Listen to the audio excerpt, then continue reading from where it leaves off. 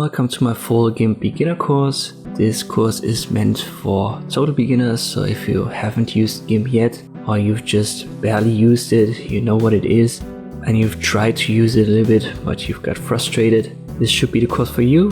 I like to make these big courses in a way so that it's more like a work through course. So I'm going to present tasks and projects to you that you should work on to understand the principles, and I'm going to go over the basics only. These tools can be used for many effects, many tricks, there are many inbuilt functions, and if I cover it all, it's going to be a 50-hour video. And additionally, I've got many individual videos in a Gimp playlist on my YouTube channel where you can find specific effects discussed. Let us dive right in. At first, you definitely want to know where you can find Gimp and install it. I'm going to link to the official page where you can find it. It's gimp.org. It's a good idea to only use download links on this site.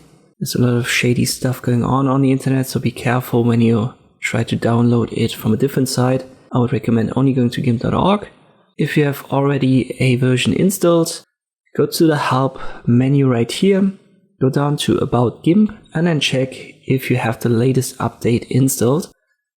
I haven't here, so there is an update available, which means I can just click on visit the Gimp website right here, and the official gimp.org website will open up. We're going to use this version right here, 2.10.34. This is the latest when I make this video. Just click on the download button here and then click on BitTorrent or a direct download. Once it's downloaded, it's the usual setup, so you double click on the setup exe. Then pick your installing language, and we're going to set up the language for Gimp later on, so this is just for the installing process. Confirm via install, and you might have to close Gimp, so if it's still running in the background, just close it and then the installation should run. Once it's done, reopen it.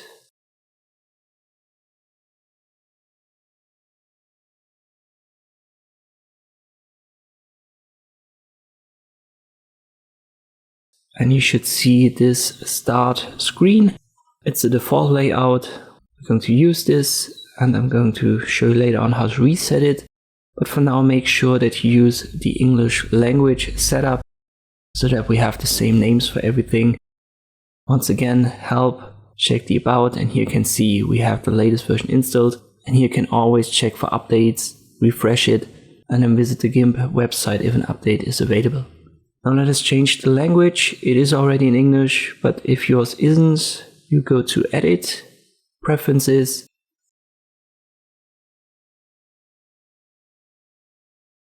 and then you need to find the interface on the left hand side right here. And there's a language drop down. We'll use English, US, confirm via OK, and then you just have to close and restart Gimp. And then we're ready to dive into the next chapter of this course. Chapter 2, we will talk about the layout. This is what it should look like when you open Gimp for the first time. But it only looks like this because I've got this box checked right here, single window mode on the Windows. If you uncheck it, this is my CPU background, and here you have these toolboxes, these dialog menu boxes detached from the canvas. Let me switch back to the single mode.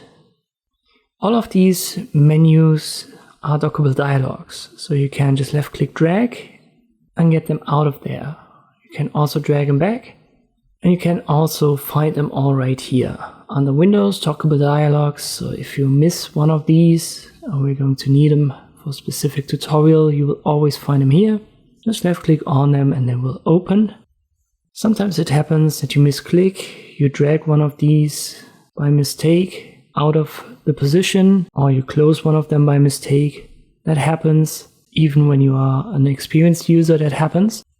Let's just say you are here, and now on the Windows you uncheck the single mode, and now you go back to it. And all of a sudden the layout looks completely different, everything is screwed up, and you don't know what to do. You just want to go back to the defaults. There is an option for that. You have to go to Edit, Preferences, And here you will need to find the interface and open this drop down. And then you will see the window management. Click on it and there is a reset for this layout. Just click on it. You have to close and then restart Gimp. But when you do, it's going to have the default layout again. And this is what we're going to use for the most part in our tutorial. So if you see a different layout on your computer screen, make sure that you go to Windows. Single window mode should be checked. If that doesn't fix your layout, go to Edit, Preferences, Interface, Window Management and reset it here. Then restart Gimp and everything should look like it does here in our tutorial.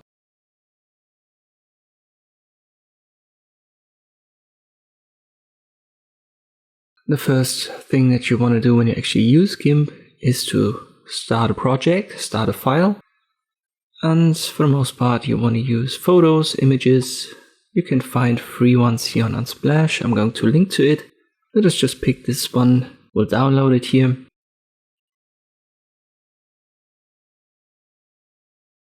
And now we'll switch back to Gimp. Easiest way to get it here is to just drag and drop it onto the canvas. And then it's going to directly open. On top you can see there is now this new little thumbnail. And this is the indicator for the project. If I, for example, use File and Open, and I open the same image again, I double click on it, you can see we now have two projects here. We can switch back and forth. One is a little bit zoomed in. Let me give that a different color just so that it looks different. I'll make it reddish. You can see one is still the original, the other one is now reddish. You can close them by clicking on the X. Just discard the changes. When you haven't made changes, you don't even have to do that. Let us go to File, New, and here we can set a specific canvas size. There's a drop down for templates.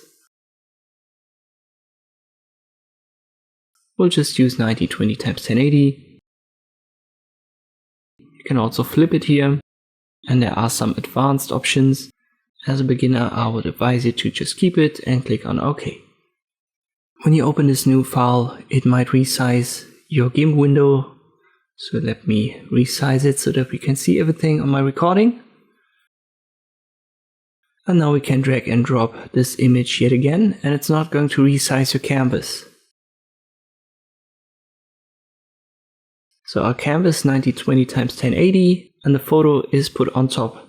If I go to image canvas size, here's our width and height, and this is way smaller than the image size. And even if I want to scale the image, it's now set to these values, but you can see the bounding box is way bigger for it.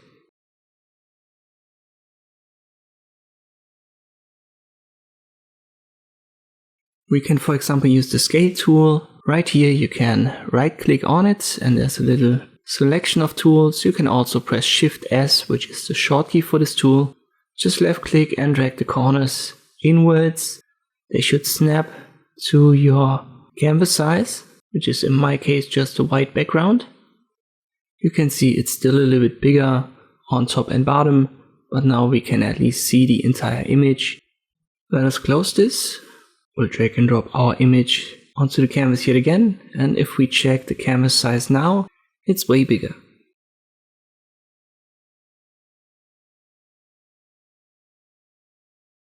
Because this is width and height of the photo, if I check right here, its details, it's 5400 x 3600, and we have that as a canvas size here as well. So when you drag and drop a photo into Gimp, it's going to use the width and height of the photo to create the canvas. So if you have a specific size that you need, it's a good idea to use File New first and then import the image. But if you have an image imported and you have a specific size in mind, we can fix that as well. But we don't want to use the canvas size, because if I readjust this, you can see it doesn't resize the image. Even if I center it, it just gives you a cutout of the image. That is not what we want. Let me press Ctrl Z to undo, which is an important shortcut to know, Ctrl Z. And now go to Image and use Scale Image. We still have our 5400 x 3600. I click on the link icon, this connects width and height, and if I adjust width to 200 and click on height, it's going to be adjusted relatively. I confirm via scale, And now canvas size and image size have been resized to what I want. So if I check the canvas size now, this is what we wanted. And if I click on scale image, you can see it has the same size. And if I make this 1920, resize it, the canvas and the image will automatically be adjusted. Another way to open files is to go to File and then open Recent. There you will find the last used files that you've opened, for example our image right here. And if I click on it, we have a second project with the original and its original size. So here we have our 5400 times 3600 again.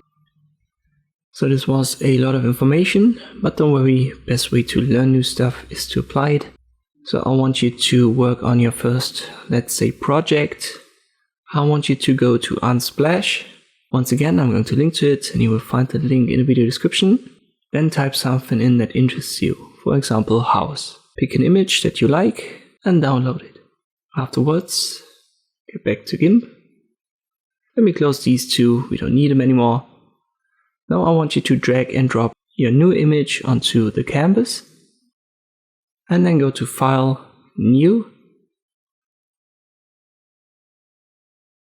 Set width to 1920 and height to 1080. Confirm we are OK. You have a second project. Make sure this is opened and then drag and drop the image yet again. It should be way bigger than your canvas. Use the scale tool. Left click on it and then resize it until the sides snap to the sides of your canvas. So in my case the white background. And then confirm via scale. If your object, in my case the house, isn't perfectly in center, use the move tool right here. Short key for that is also M, and then drag it a little bit down.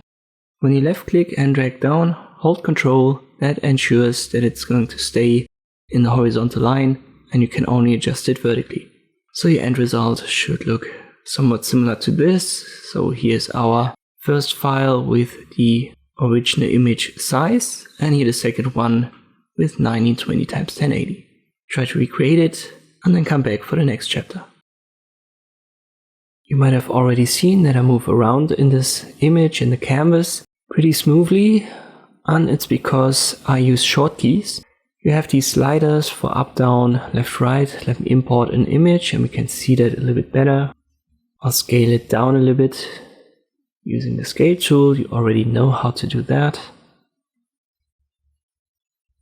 And here I zoom in and out using the mouse wheel. All that you have to do is to hold Control while you do, and then you can zoom in and out. So that's what I like to do, but there are also tools that can be used. Let me move this image correctly on the canvas. So again, here are sliders, left, right, up, down.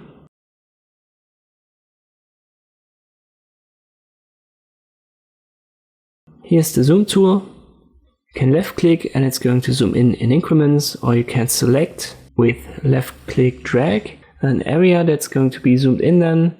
And you can also hold Control to zoom out or flip the direction here manually with a left click. I never use this tool, to be honest. There are also other options up here in the view for zoom. Certain positions, certain sizes.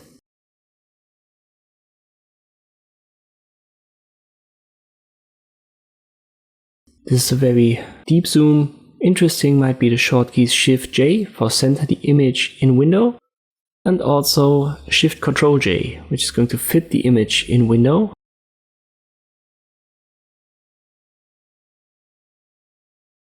Shift Control J is something useful to remember. So when you've zoomed out and you're too far on the left, you can just press it and the image will fit your canvas perfectly.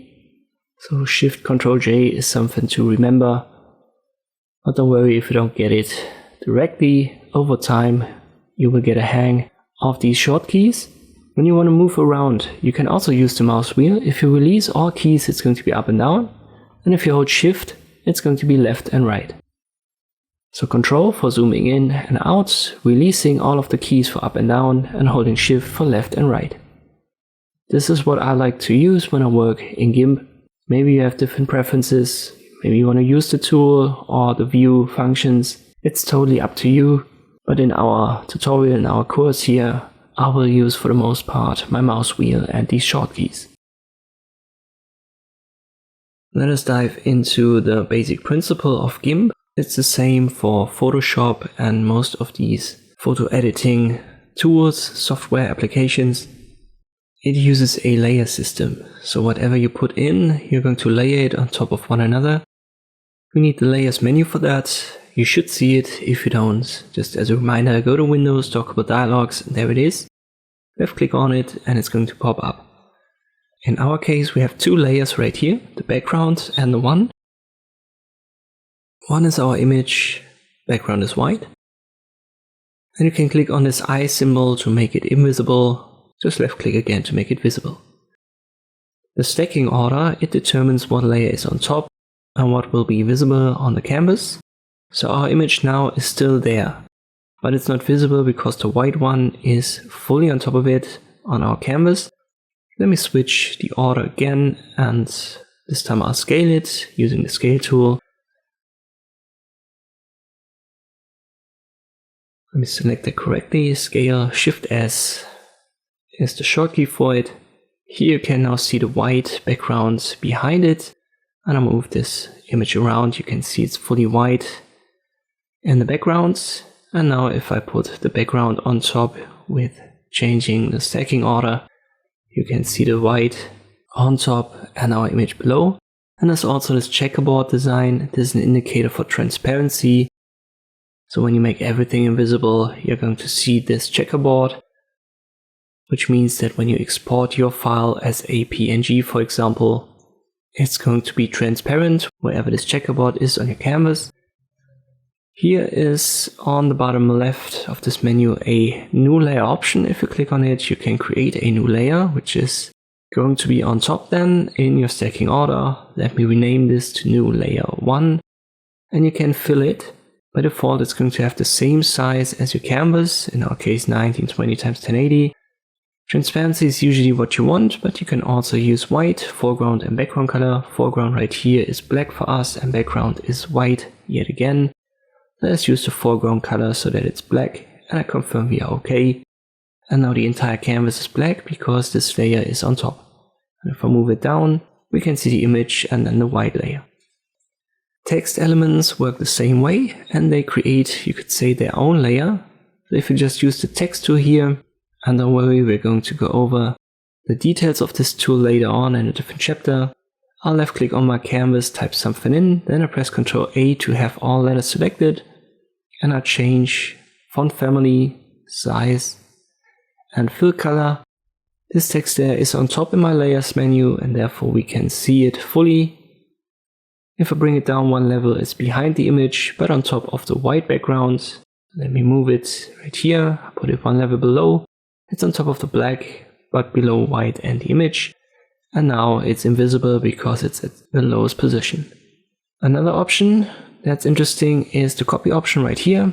If you click on it, you're going to copy your selected layer in the layers menu. In our case, the image, the one. We can also copy text.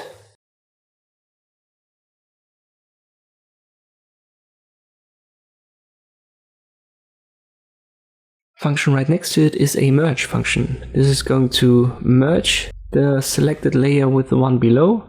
So I can merge my two text elements into one layer and even merge it with our image. Now everything is merged except for the background and the black new layer. And this is how this works. Another function that's interesting is the delete function right here. You can select the layer, top one, and then click on it. It's going to delete your selected layer. Ctrl Z works here as well, so if I press Ctrl Z, it's going to bring back the layer that I've just deleted. Ctrl Z in general just undoes the last action. Here's also a opacity slider. Whatever layer you select, you can adjust its opacity and then it's going to blend with the layer below. So if I blend the white one right here, it's going to make it grayish as the background is black, and at opacity 0, it's going to be invisible. Just to give you something to practice, start with a blank canvas. In my case it's black, but it doesn't matter if it's white for you. Then import an image, drag and drop it onto your canvas. Let me call that 1. Use the scale tool, scale it a little bit down. Afterwards, I want you to copy it.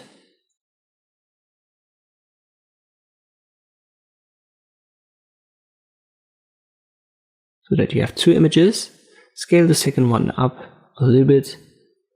Use the move tool, reposition both.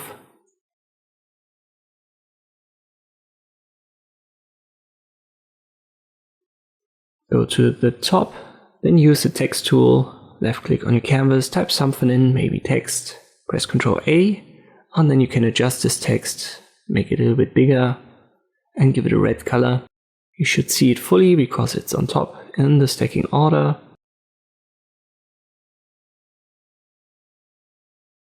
And finally, merge this text layer with one image. Reposition this slightly. Copy the image below, reposition it, and then use the delete function right here until you only have your background color.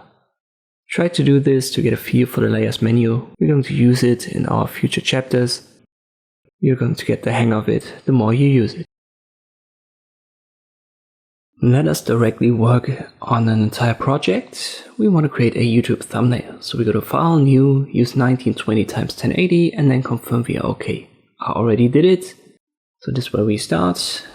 We can double click on these layers and then rename them. So this is just a side note. I now call this BG for background. Then I want you to go to Unsplash, find yourself a photo that you like, drag and drop it on your canvas. I'll rename that to original photo. We'll use our scale tool. Shift S as a reminder was the short key. Left click on it. Resize it so that it fits your canvas. Confirm via scale. Afterwards, use the move tool and reposition that a little bit if you have to. In my case, it makes sense. You can also reposition it by left clicking on it when you have to move to active and then using the arrow keys. In this case, I left click and drag. Now let us add some text. This is usually what's in a YouTube thumbnail. I use the type tool, left click on the canvas. I type in vlog number 001. Then I press Ctrl A and I can adjust it. Use a different font family. Try to use Arial Heavy, that should be inbuilt on your system as well. Click on the color swatch, make it white, resize it up here. Fine with this one, but I have to move it somewhat in center. You can see the contrast is alright, what we could do better. So how about we create a rectangle behind it? To do that, we'll start with a blank layer. So new layer, I'll call it rectangle and I make it transparent. I confirm via OK. There are many ways to create rectangles in Gimp. We'll just use the rectangle select tool right here, left click drag, and I want to have rounded corners unchecked. So you should see something like this when you've unchecked this box for rounded corners. Now we'll use the bucket fill tool. Black is my foreground color and I'm on my new empty layer. I left click on the selected rectangle area. And now I only have to go to select none and I've got my rectangle. But the position is wrong, I want it below the text, so I use this down arrow function right here. And now we have lots of contrast between the text and the background and we can read the text properly. But now I made a mistake. To fix that, I press Ctrl Z. And this is a very important short key to know. Let me move this rectangle a little bit better in position. Ctrl Z is something that you're going to use quite a lot. I use it quite a lot, even though I know my way around Gimp. And Ctrl Z undoes the last step.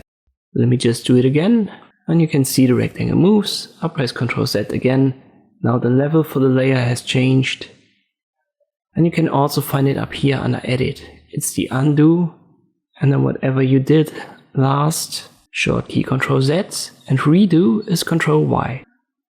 So instead of changing the level and the position, I'll just use Ctrl Y or edit and redo, and we're back at this point.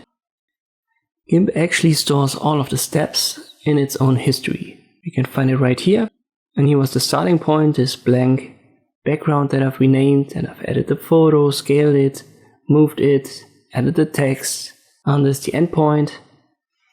If you don't find this, always go to Windows, Dockable Dialogs, and there is the undo history, just as a reminder, then you should see it when you left click on it.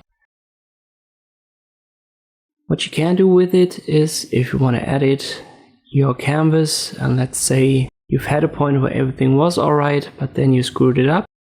Let's say here where we've selected our rectangle, I left click on it, and now if I use the bucket fill tool, make this foreground color red, and left click, this is now our last step in the undo history and everything after it was deleted. And we can continue working on our canvas here, select none, I'll change the position to one step below the text, and now I would have to move it, and you can see everything is stored in the history, and I can use Ctrl Z again and Ctrl Y. So these are important short keys to know, Ctrl Z, Ctrl Y for undo and redo, and you should definitely know where to find the history. This is stuff that's going to be useful whenever you screw up, and just trust me, it's going to happen a lot. It happens a lot to me. It happens a lot to everyone who uses Gimp. So try to memorize this. We're going to use it quite a lot in our tutorial, so we're going to stumble over it time and time again. Try to recreate your own YouTube thumbnail and then come back for the next chapter.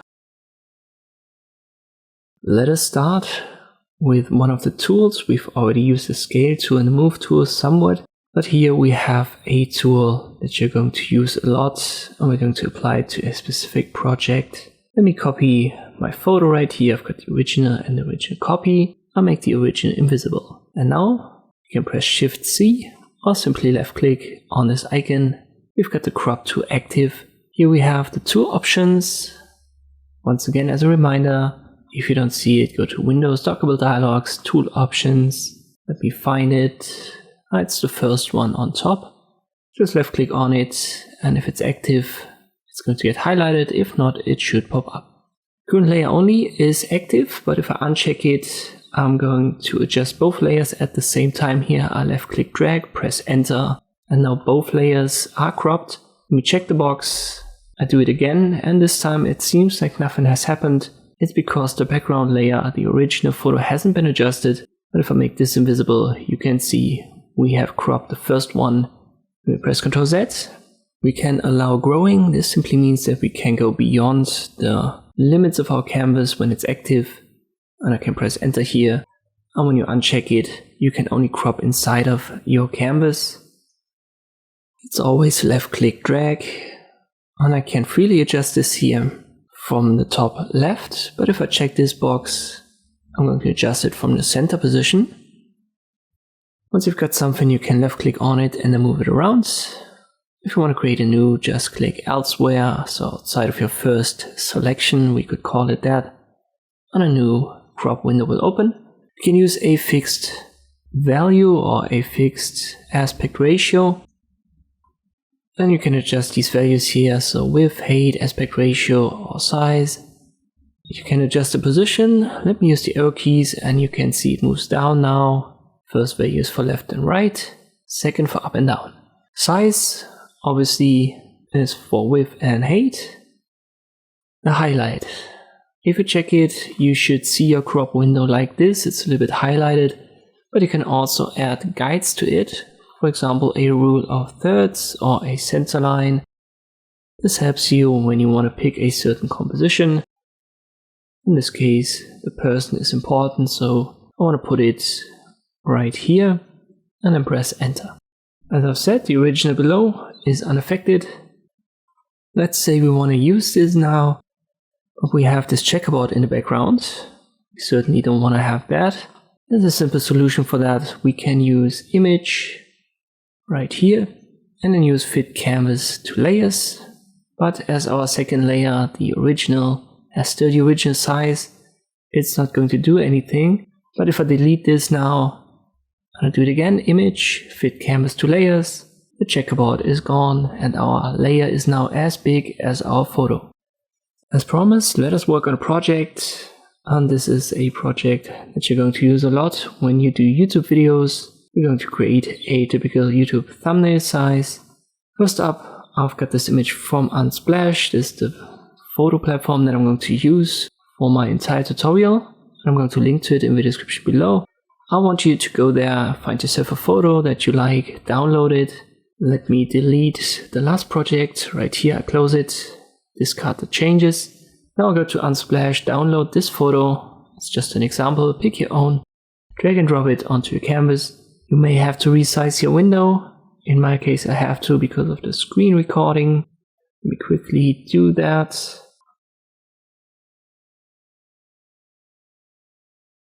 I'll zoom out a little bit. I double click on this layer, call it original. And now I want to make this a YouTube thumbnail size. So I use the crop tool and I want to have a fixed size for aspect ratio. I'll make it 16:9.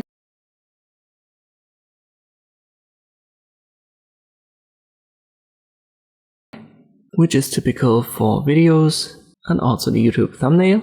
Then I left click drag and you can see width and height are now connected so that we always have a 16:9 aspect ratio.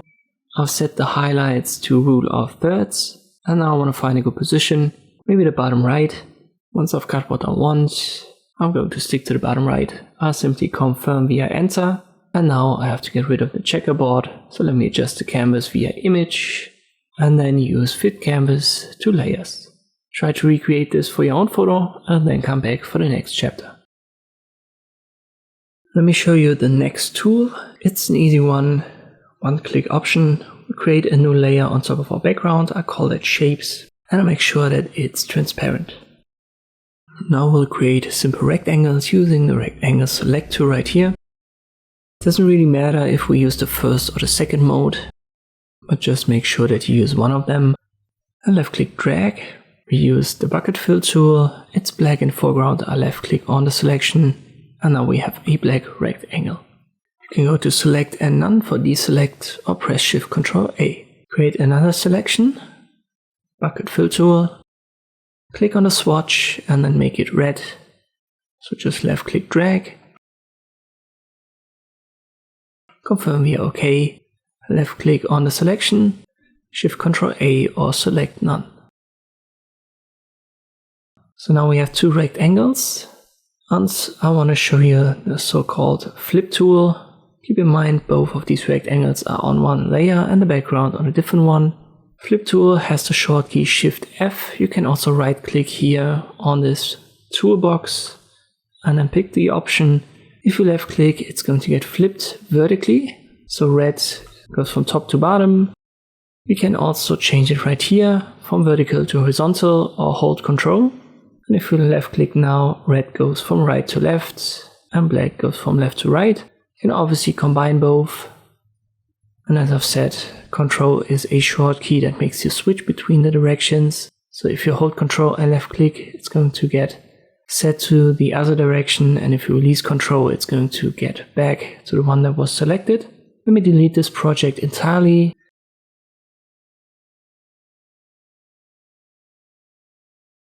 And I'll import an image. Let me call that original. And we can flip that as well. It's the same process. I use the flip tool, Shift F. Set to vertical, left click on it. Now everything is on its head. And I can hold Ctrl or select horizontal, left click. And it's going to get flipped from left to right. Keep in mind that when you have text, it obviously becomes unreadable when you flip it from left to right.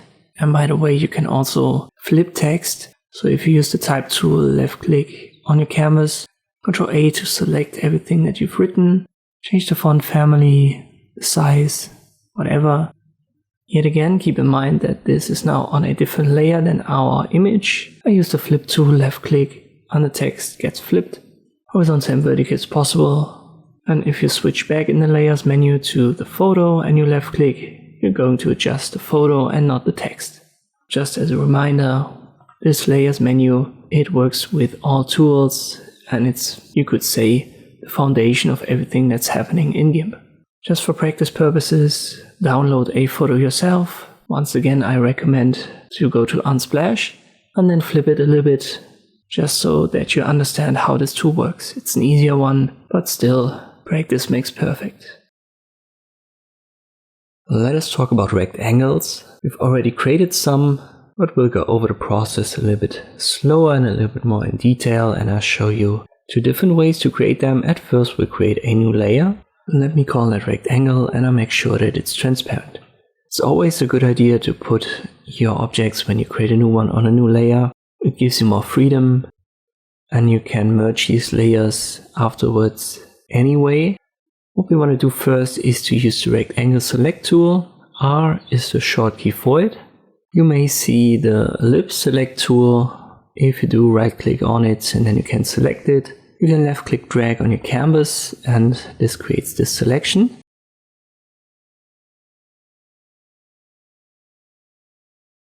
And now if you use the bucket fill tool, left click on it, I've got black as a foreground color. I now have a black rectangle.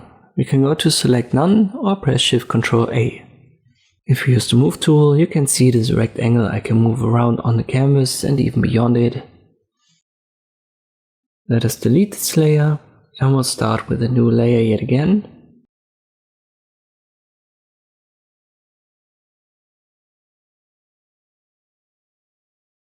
I use the rectangle select tool, left click drag, and instead of doing it manually, we can also use numerical values for the size and the position above.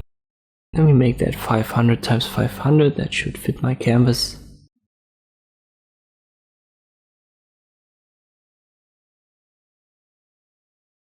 As I've said, position can be just numerically here for left, right, up, down. But once you've dragged something, you can still adjust it. Go to the corners, left click drag, and you can adjust the size. And if you go to the center, left click drag, you'll adjust the position. Here are also these highlight guides, these helpers, if you need them. Sometimes it makes sense to use them. An additional option that's interesting here is rounded corners. If you check it, you can see our corners are now rounded.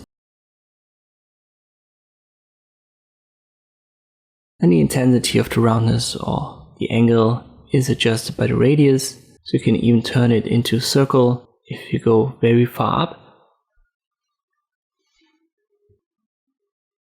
Again, use the bucket fill tool on it, and now you've got a rectangle with rounded corners. I'll press Shift Ctrl A, and this is movable as well.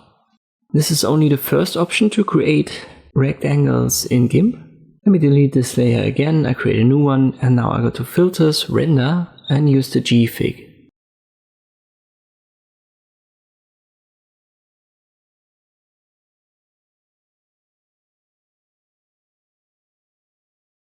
This will open up a new menu, and it will also give you a new layer. So we have a G-Fig layer now, and we didn't really need the rectangle layer, but I've created it so that you can see the difference. In this G-Fig menu, we have a top menu where all of the shapes that we can render here are listed. For example, the line, then rectangle, circle, and so forth. We want to have a rectangle, so select that, left click drag on this little preview window, and it's going to get generated automatically on our canvas. It has a stroke for now, but we want to give it a fill, so we use color fill and select a red color. You can also check the grid so that you can see it in preview window and make it snap to grid. So if you now go to the preview window, left click drag, the corners of your rectangle will snap to this grid. When you've got what you want, just close it. And these rectangles that I've created are now on the G-Fig layer. So there's a second option to create rectangles. We'll go back to our first. Let us create a rectangle with rounded corners only on one side. We can use the rectangle tool as usual, rounded corners. This time make sure that you can remember or memorize the values for the size. Then use the bucket fill tool. Afterwards, create a new layer. we'll use rounded rectangle. Again, left click drag. Now use the same values for the size that you've used for the first one.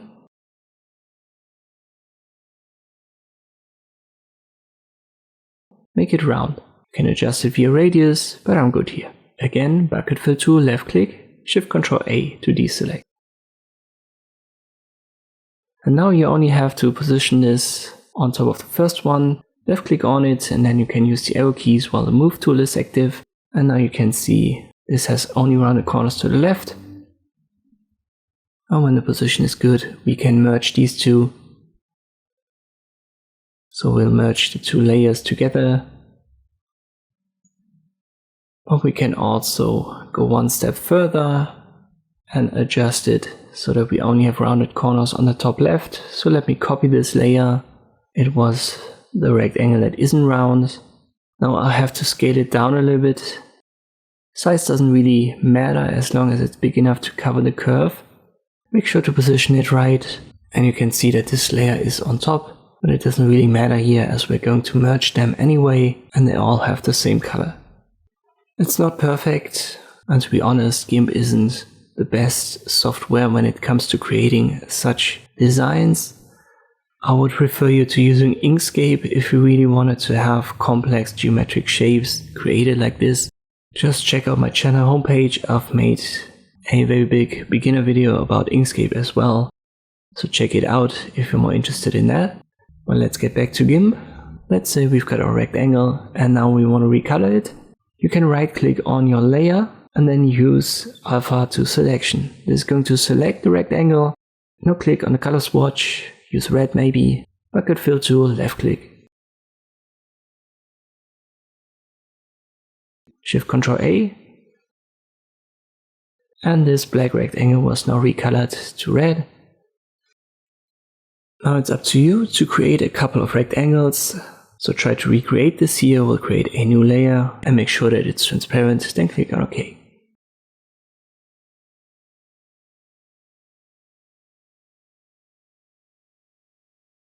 We'll start with black and white, so click on the little color swatches right here. It's going to get reset. Use the rectangle select tool, left click drag, size doesn't really matter, we don't want to have it round. Use the bucket fill tool, color it, Shift Ctrl A to deselect. Next rectangle, make it round. Play a little bit around with the radius, use the bucket fill tool again, Shift Ctrl A to deselect. Now go to filters, render gfig.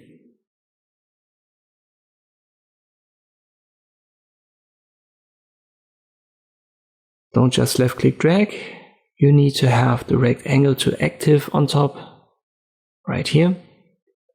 Then left click drag, only give it a stroke. Drag yet again, get rid of the stroke and add a color fill, and I want you to make it blue.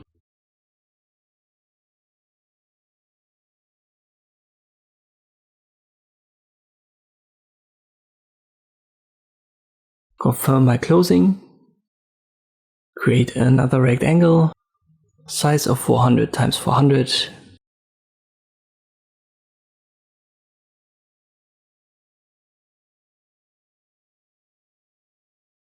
Adjust the radius a little bit if you have to. It should have rounded corners.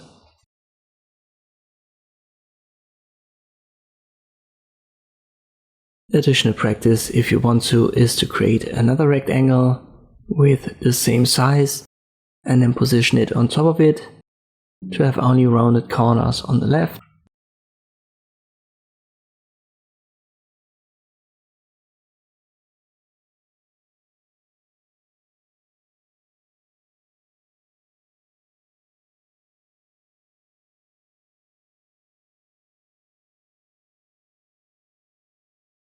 And if you still want to practice more, create another rectangle that has only rounded corners on the top right. Pause the video, recreate this stuff, and then come back for the next chapter. Next up are circles and ellipses. The process is, I would say, completely the same when it comes to creating this compared to rectangles. We'll create a new layer. I'll call that circle. And now I don't use the rectangle, instead I use this ellipse select tool. Shortkey for it is E. You can left click drag, freeform ellipse, then use the bucket fill tool. Make it white, for example, left click on it, then shift Ctrl A to deselect. Let's press Ctrl Z until we have a blank canvas again.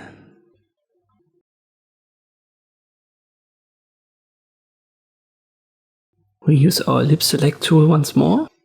And here is a feather option. We also have this with the rectangle tool, but I haven't talked about it. Let me do it now. We left click drag. And the radius set to 39, and if I now add a color, you can see it feathers out, so it kind of blends at its border, its outline with the background. Same would apply for the rectangle. We'll uncheck it, and this time we use a fixed aspect ratio of 1:1. Let me check the box, left click drag, and we have a perfect circle. So width and height is the same here. We can make it red, for example.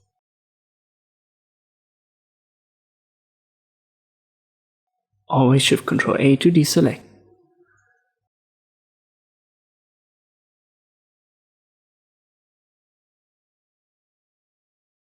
We can set position and size numerically here, yet again, and we've got highlights.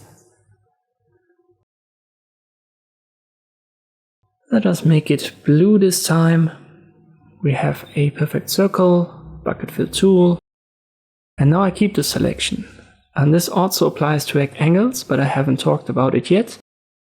We can now add a stroke. We can do that as long as it is still selected. We can go to Edit and use Stroke Selection.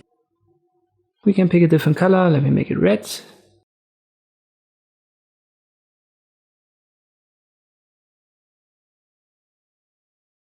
Make sure that you've got stroke line active and solid color. So stroke line needs to be checked. You can adjust the width here, let me make it 10, and I confirm via stroke. Shift Ctrl A to deselect, and now we have a blue circle with a red stroke. As I've said, this also works for rectangles, and it even works when you have rounded corners. Let us just create that. Angle select, roundness active, I give it a red color for the fill. Still selected, edit, stroke selection, I'll make this blue.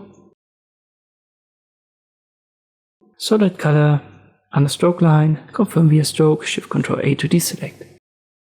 So you can apply this stroke to every selection, not just rectangles, circles, even abstract forms that you've created, for example with the Paths tool. We're going to go over this in a future chapter. Let me delete all of these layers and we'll start under Filter, Render and Gfig with a black background only. This creates our new empty layer automatically and we get our usual menu. This time we want to use the circle right here. We'll show the grid and snap it directly. It only has a stroke for now. Let me create a second one. Always left click and drag, and I give this a color fill.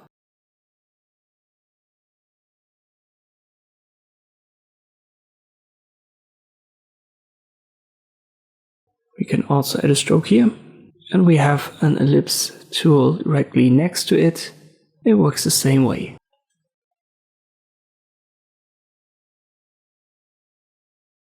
Let me change the fill. When I close, all of these shapes are now on our Gfig layer. That's all there is. I want you to recreate most of these. Let us start with an empty layer. Call it circles. It's transparent. We use the ellipse select tool.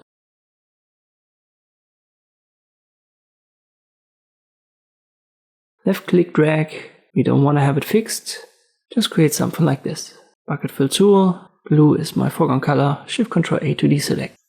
This time make it fixed 1:1 to have a perfect circle.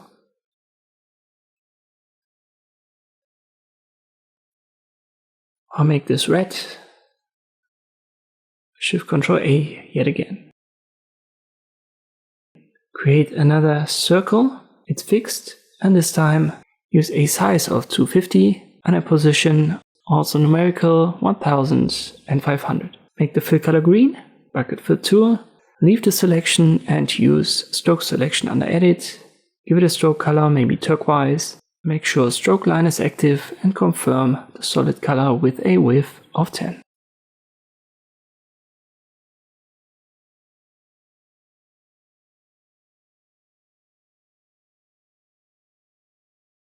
Shift Ctrl A. Now we'll use the Gfig. And I want you to use this menu to create yet another circle. First with a stroke, then a circle that snaps to the grid. It should only have a blue stroke. And then use the ellipse. Create one. Give it a color fill.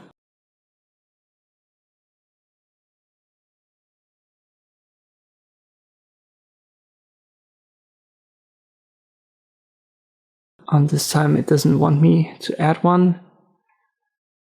This is stuff that sometimes occurs in Gimp. It's a little bit glitchy. If that happens to you, just give it a pattern fill. It's just to practice this and we'll close it. If this happens in a real life situation, all you can do is to close this menu and restart it and then check if Gimp gives you a filled circle. As I've said, sometimes there are glitches in Gimp. It's a free software, so I don't want to complain too much about it. But we have to live with it. Try to recreate all of that and then come back for the next chapter. Let us talk a little bit more in detail about the bucket fill tool. We've used it quite a lot, but I haven't yet explained much about it. We create a new layer, make it transparent. I'll call this rect for rectangle and confirm we are OK. Use the rectangle select tool, drag a selection. And now we use the bucket fill tool. Let me make that red. And I left click, then Shift Ctrl A to deselect. We've done that quite a lot, and we're going to need it in future tutorials as well. You can change the colors right here, and if you left click now outside of the red rectangle, your background now has changed, but it's the background of the rect layer and not the background layer. So there is still a black background beneath. Then press Ctrl Z. And here you can see we've got a couple of tool options, foreground color, background color, pattern fill. So if I make this white as a foreground, this now works. Let me switch blue to the background and then I use background color fill. You can see it's now blue. Affected area is interesting. By default it should be set to fill similar colors. But if you have it set to fill whole selection and you left click, let me make that white. On this blue rectangle, everything is now white, so it paints over everything that's selected, and when there is no selection, the layer itself is the selection, so everything is affected. Therefore, for the most part, you want to have it set to fill similar colors. You can also use fill by line art detection, and it's going to try to find shapes or everything that's defined by line art.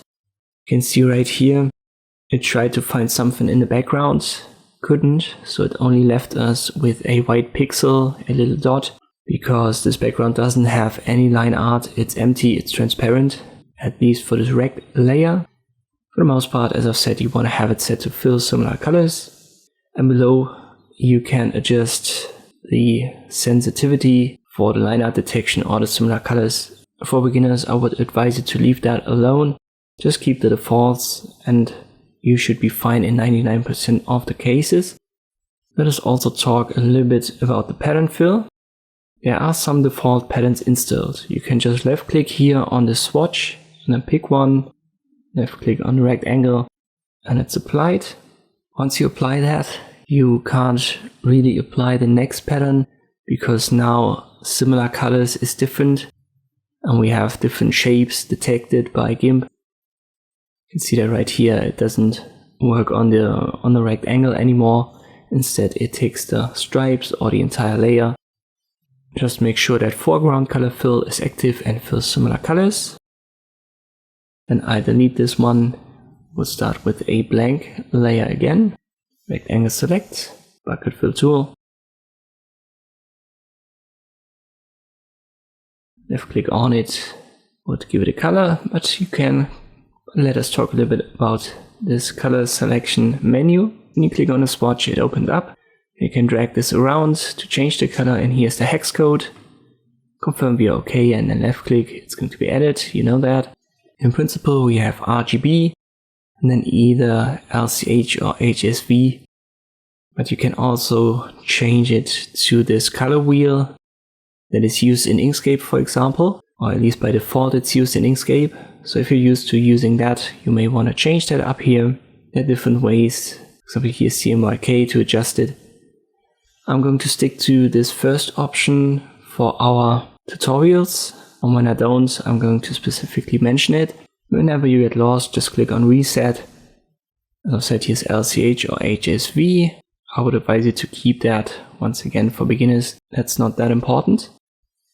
Let me press Shift Ctrl A to deselect, and I create a new rectangle, and let me make that red. So I want to put that on the left and right here. I want to have my bucket fill to active. Let me make it maybe white. I would say white. Shift Ctrl A. And now I use similar colors. Foreground color fill, I'll flip it to red. And if I left click now on these elements one by one, Gimp detects that. So first rectangle, second rectangle, and the backgrounds are colored in red. These are the basics, just for practice purposes. Start with a blank layer, maybe a black background. Use the rectangle select. Make sure that the second option is active so that we can add parts to selection. I want you to create 4 rectangle selections. Use the paint bucket tool, left click on one. All of them will be colored. Then Shift Ctrl A to deselect. Now use a bluish turquoise color. Left click on one of your rectangles. Change the color by using the color wheel to a greenish color. Color the second rectangle. Use a pattern fill. Maybe use the stripes for your third one. And use a different pattern fill, maybe the red cubes for the fourth one. Try to recreate this and then come back for the next chapter. The next chapter is about lines, and I can't really make a comprehensive one because there are so many ways to create lines in Gimp. First up is our Gfig. It also has an option for lines. It's the first one on the top left. Just left click drag on the preview window, and you can also continue these lines and even close them somewhat if you hit the right point.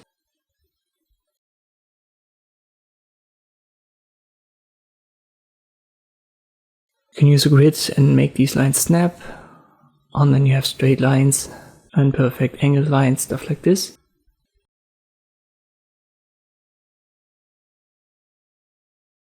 Let's delete it and we'll start on a new layer. It's empty, so transparent. I call it lines. And we have many drawing tools. Up here, when you right click on what looks like a brush, like a paintbrush, you'll find many, and they all have their individual and unique traits. For beginners, I would say that you should focus on the paintbrush first. The rest is more for intermediate users. People who want to create illustrations and more advanced drawings. So I want to focus on the paintbrush here and go over the basics. So first up, left click drag, and you've got this line created. You can make it curvy if you want to. You have to have a very calm hand, as you can see.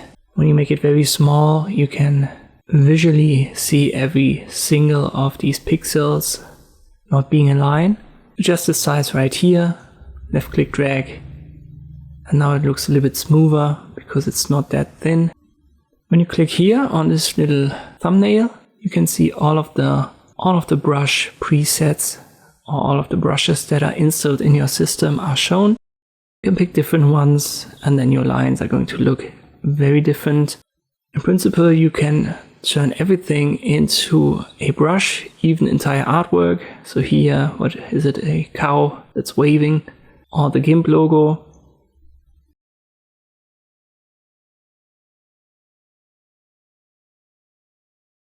Let's stick to the first 2 lines. We use this brush, and you'll notice the hardness is now 100, which is the maximum. and here it is only 25. 25 looks like this.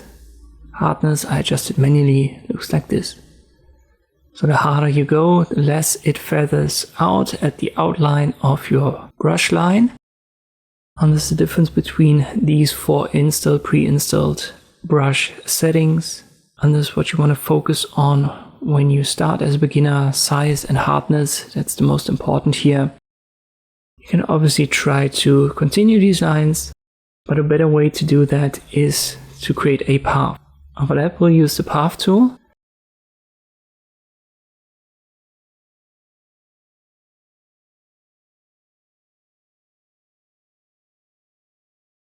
Just left click and left click again in a different position. And then you can right click, use edit and stroke the path right here. This menu should pop up. We've already seen that. We'll select stroke line and then the foreground color will be used. We'll adjust the width and then confirm. Now we have a perfectly drawn line thanks to this path tool. This is usually what you want to have when you don't work on hand-drawn illustrations and designs. Let me show you something else. We'll go to View and we'll check Show Grid. By default it's unchecked. And now we go to View and check Snap to Grid. So both of these boxes are now checked with an X. And if we use the Paths tool, it's going to snap to the grid. And there's one way to create perfectly straight paths. And now we can use Edit, Stroke Path and make it a perfectly straight line.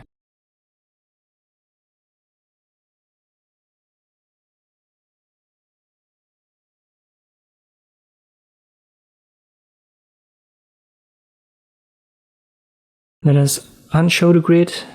You can see it's perfectly horizontally aligned. One thing to add, if you now left click with the path tool, this path will continue because it's still active. When I activate a different tool, it's going to be deactivated and now I can create a new line.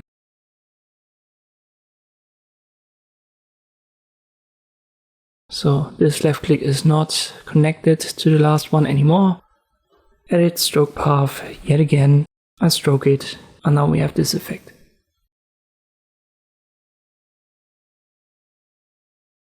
Let us uncheck show grid and uncheck snap to grid so that we're back to the default view. Under default behavior, I'll create a new layer and I delete the one below.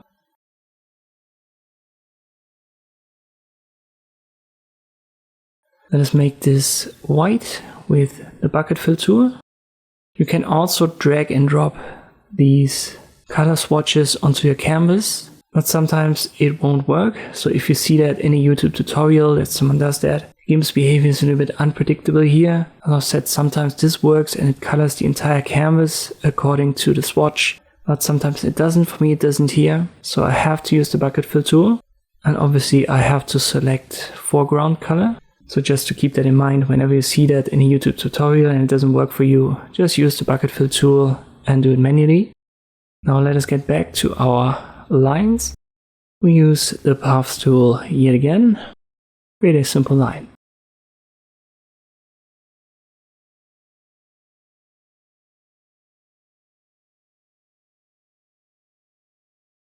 Under Edit, Stroke Path, you will find the same menu. First, we'll adjust the line width to 25, and I need to make it black, obviously. So let me flip the colors and do it again. Right click, Edit, Stroke Path, here's the same menu. And you can see we've got round caps. So at start and end point, it's round. We can adjust that under Line Style right here. It's a drop down.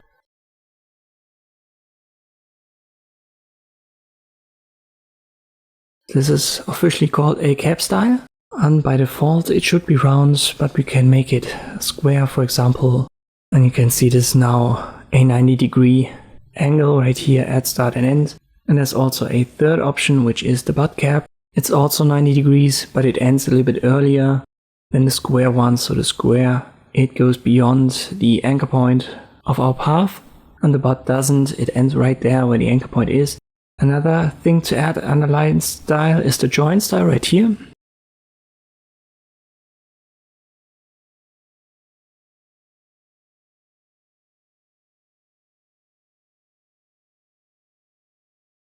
3 options here again. And this affects right here the anchor points that are in center. So whenever you change direction, now it's a very narrow angle. Let me create something similar again. Edit stroke path. This time we'll use round.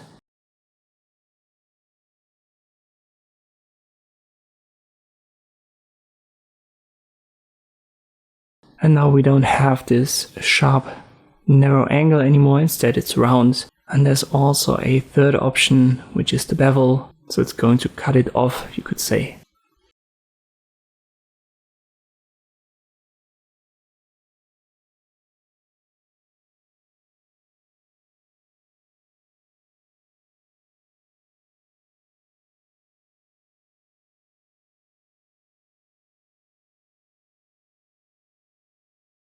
One more thing to add, there are a couple of presets installed for the line style.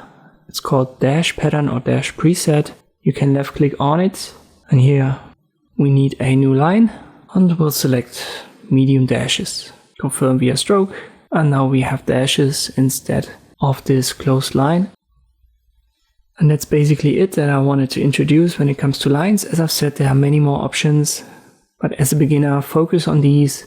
And you should be covered for like 95% of the cases. For you to practice, create a new layer, make the background black, so use the bucket fill tool, left click, then flip the colors. We want to have white lines, use the brush tool, use this first option right here with a hardness of 25, then make the hardness 100, draw it again.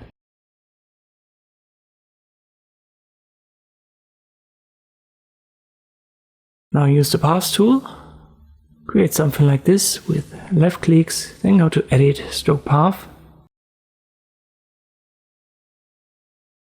Use 25 as line width, make your cap style and your joint style round. We want to have a straight line, confirm via stroke, but also make it red.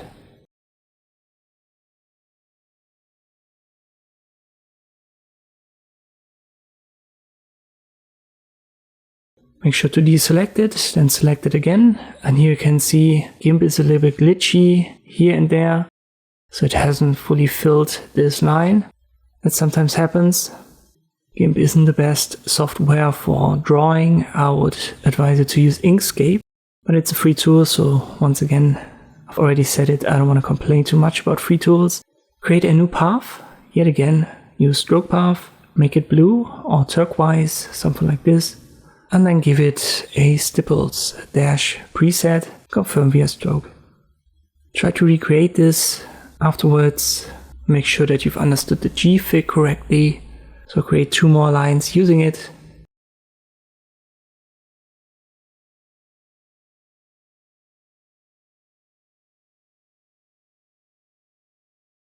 It should create a new layer for you automatically. You need the first option on the top left. Left click drag on the preview window. First one, make it pinkish.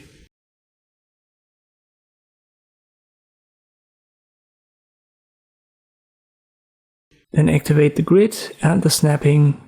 Create a second line and make this one yellow.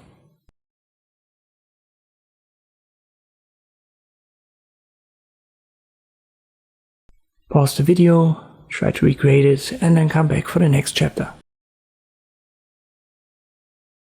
Let us talk about another thing that Gimp isn't really good at. It's drawing triangles. We can achieve that in various ways, but it would be a good idea for future Gimp versions to implement a simple shape function, like we have it for example in Photoshop. And in general, if you want to draw geometric shapes, triangles, stuff like this, Inkscape, for my taste, for my experience, is the better option. But I'm going to show you 2 ways to do it in Gimp anyway. At first we'll go to View and show our grid, and we want to make sure that Snap to Grid is checked as well. And now we can use the Path tool, like we did in an earlier chapter, and let us correctly count it. I go 5 steps to the left and then 5 steps down.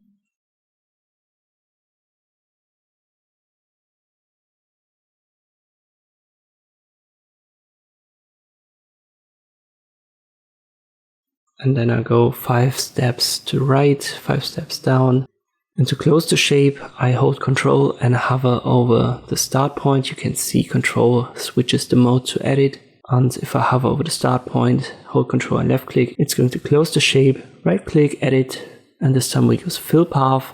Solid color is checked, and let's use the foreground color, in my case black. Now we're good here. I'll uncheck show grid, and I could now scale it. One thing to add before we dive into the details of triangles is I would scale the entire layer. And this even happens if I create a new layer. Let me call that triangle and make it transparent.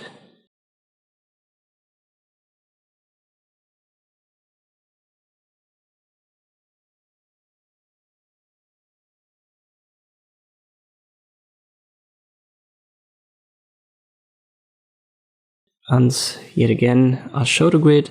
Snap to grid is active. I use the paths tool. This time I'll just freeform, left click, and I close the shape while holding Control. I can also go to edit, and there's the fill path again.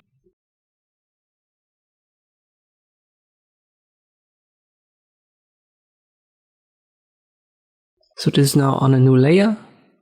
Let me unshow the grid, and if I use scale, Shift S, just as a reminder, is the short key for it. And even now, you can see this entire scale area is as big as my canvas and not as big as my triangle. There's a simple function to fix that. In Gimp, we can go to, let me drag this over here. You can see that properly it's as big as my canvas.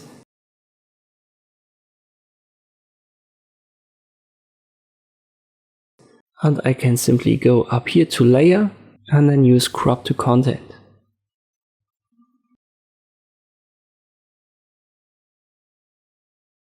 And this is going to adjust the bounding box to the content of the layer, and in my case everything was transparent except for the triangle, so it has now shortened or cropped the bounding box of the layer. And if I scale this now, it's a much better overview. And I can also hold short keys here as well, for example Shift, and now I can easily transform it and make it a bit sharper. Problem that you have when you scale pixelated objects up is that it's going to become a little bit blurry, especially on the outlines right here. So you want to make sure that your triangles are a little bit bigger when you need to have them bigger, because scaling them up quite a lot is not the best option. Let's create a black background, and this time I'll show the second option. It's yet again our Gfig. We'll show the grid, and snap to grid is checked, and up here in the top menu you should find the polygon option. Just make it 3 sides, and if you left click drag, it's going to be built from center. Let me add a different color. I'll use the color fill, and I'll make it white for now. So left click drag, and here it is. You can also use a stroked triangle, so let me get rid of the color fill and I'll make it maybe red. So this is the second option to create triangles in Gimp, and here you can see the outline is pretty sharp, so this is usually what you want.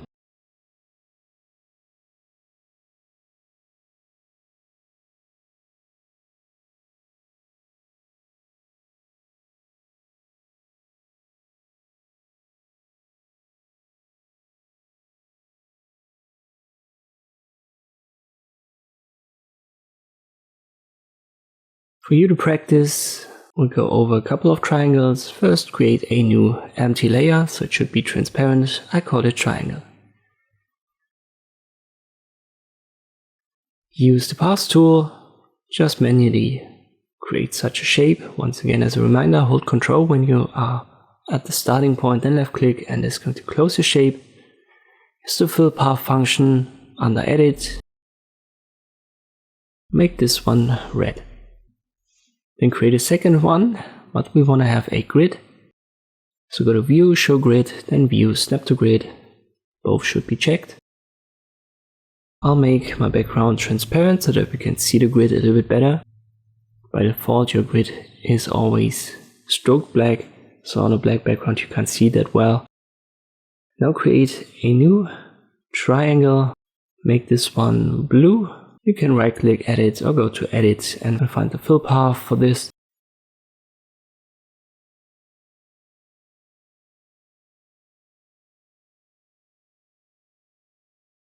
Let us unshow the grid. Now go to filters, use the GFig and the render. I want you to use the polygon option, 3 sides. Use a greenish stroke for the first one, show grid, snap to grid active, left click drag. Create another one. Maybe a little bit bigger. We don't want to have a stroke. I will add a pattern fill, and when you click on browse right here, you can go over your presets for the patterns. Just pick something like this.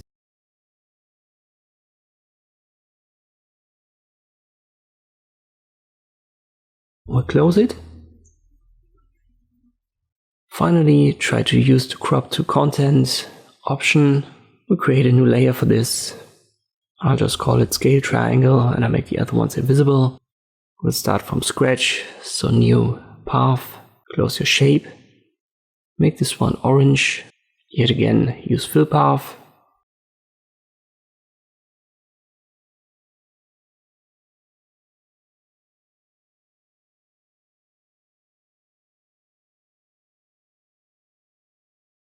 And now when you use scale, you can see it's as big as the canvas. We don't want that.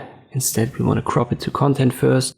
So make sure you are on this layer, then go to layer, crop to content, and now use the scale tool and size it a little bit up. Try to recreate all of this and then come back for the next chapter.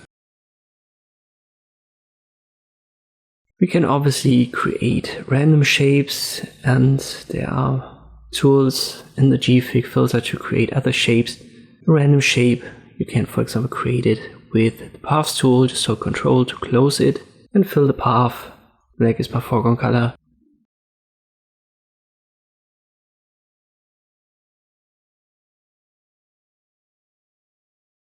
Another way to create random shapes, let me create a new layer. Once again, it's transparent. I use, for example, the rectangle select, and then I have the second mode active right here. So I can draw a second selection.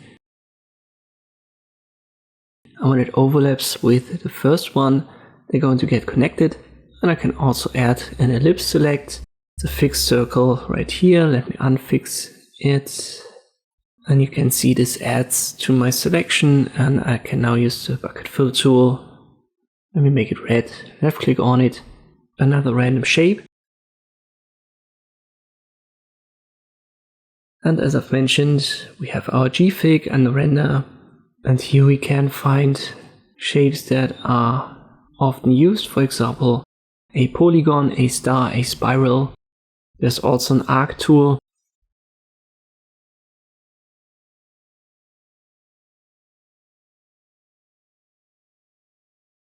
I would advise you to try them out, but as I've mentioned in earlier chapters, for drawing more complex stuff, I would still recommend using a program like Inkscape. It's just so much easier to create vector illustrations with it and then import that to Gimp. But here, for example, I could create a polygon with 5 sides, so we have a pentagon.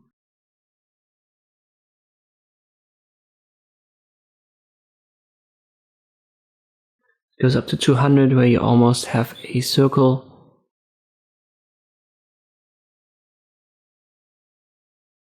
And here's the star tool. 3 sides makes it almost a triangle, but 5 sides is the usual star that you know.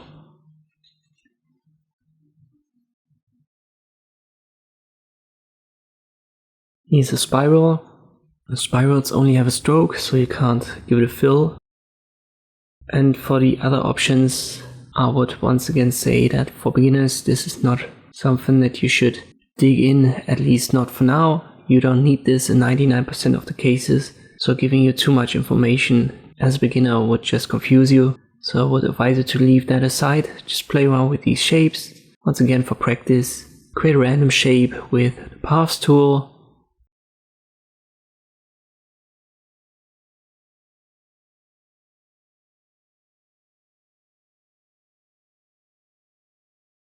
Once again, I hold Control right here, it switches to the edit mode, and then I can close the shape with a left click. I can right click, edit fill path, or go to edit fill path, make it red. Create another shape using the selection tools and make sure that you are in a second mode so that it adds parts to the selection.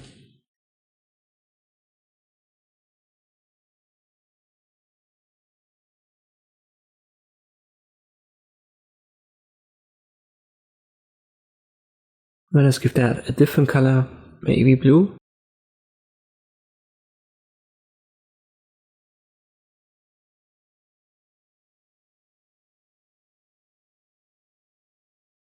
And then finally start the Gfig, leave out the grid, create a polygon, make it maybe 5 or 6 sides.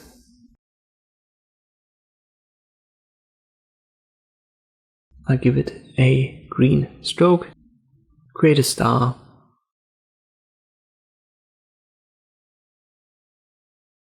Give this one only a color fill, white on white, you won't see it. Let me create one again, and this time I'll make this orange.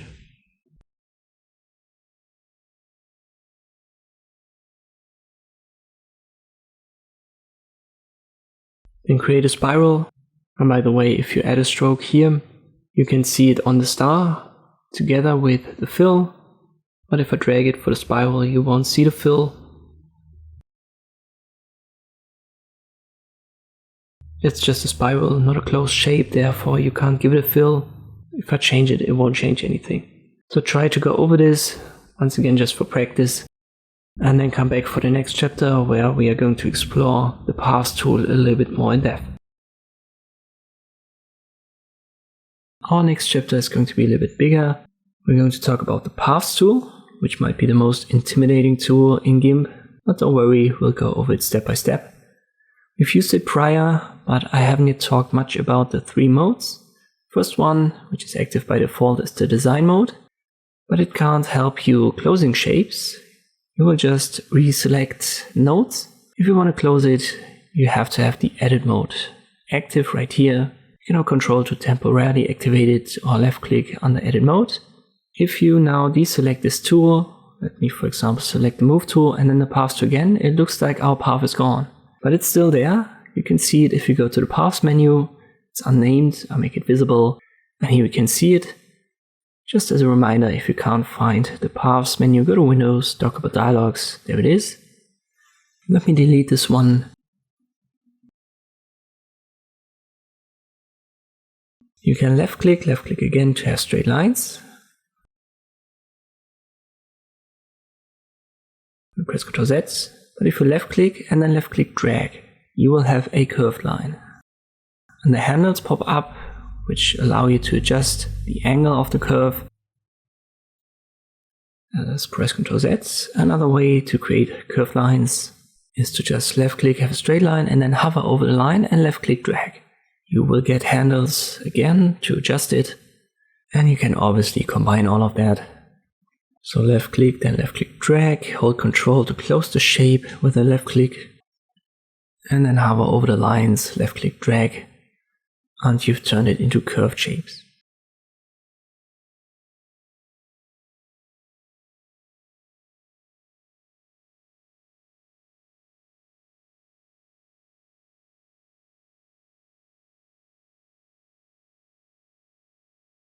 The move mode simply moves the path around, which is the 3rd mode here.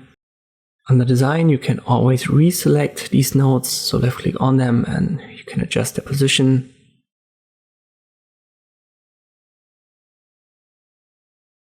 And when you have edit active and you left click drag on a node, it's going to give you a handle to adjust the starting angle for the following line.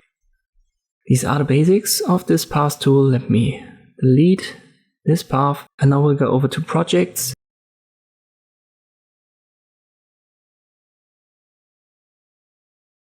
First one is original one, this layer.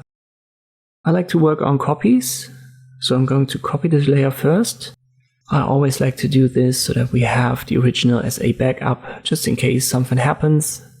It can make your life a little bit easier. What we're now going to do is to create an outline of this car with left clicks. In the first step, just go over this roughly. You don't have to worry too much about curves, at least not for now. And we're going to use this for one of the most common tasks when you use photo editing programs like Gimp. We're going to cut this object, in our case the car, out and remove the background. And just as a reminder, I use the spacebar to move around an image, and I hold Control and use the mouse wheel for zooming.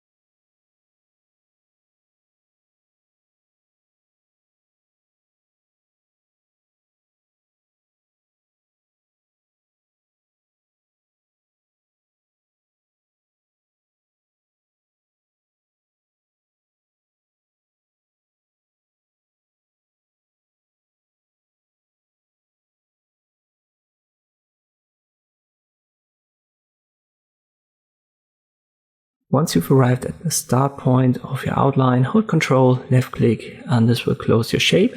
Now the next step is to take care of the curves, and you can do that by hovering over the line, left click drag, and then you have handles to adjust the angle. It's a good idea to recreate this yourself. I've used images from Unsplash yet again, but you don't necessarily have to use the same ones.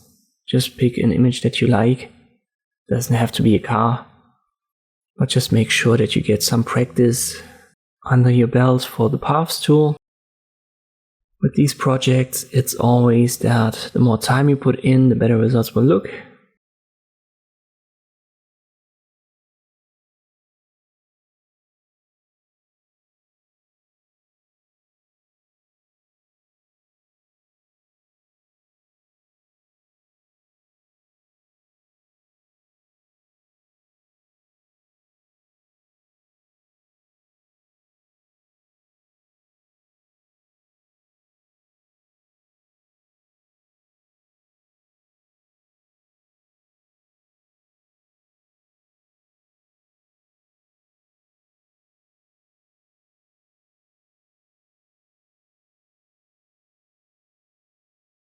For our tutorial, that should be enough. Next step is to right click, use select, and then from path. Shift V would be the short key. And you can see we now have a selection where our path was prior. Now I right click on this layer, add layer mask. And this time we don't want to have it white, instead we'll use selection right here. Confirm via add, and if I make the origin invisible, you can see we've created a cutout. Go to select none, and there you go. Background is gone. This is usually how it's done. Let's make this invisible, and we'll use origin number 2. I'll work on the original directly, because we don't actually need it. And again, I'll create an outline. First step, go over it roughly. Second step, take care of the curves.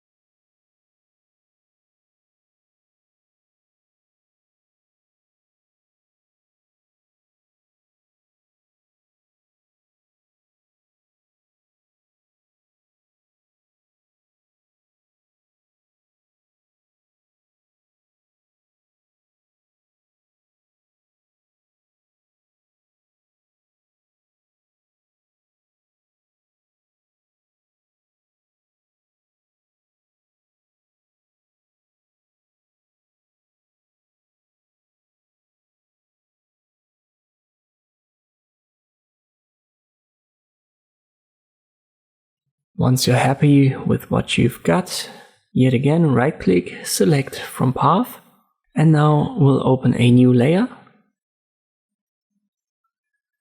Make sure that it's transparent, and I'll call this silhouette.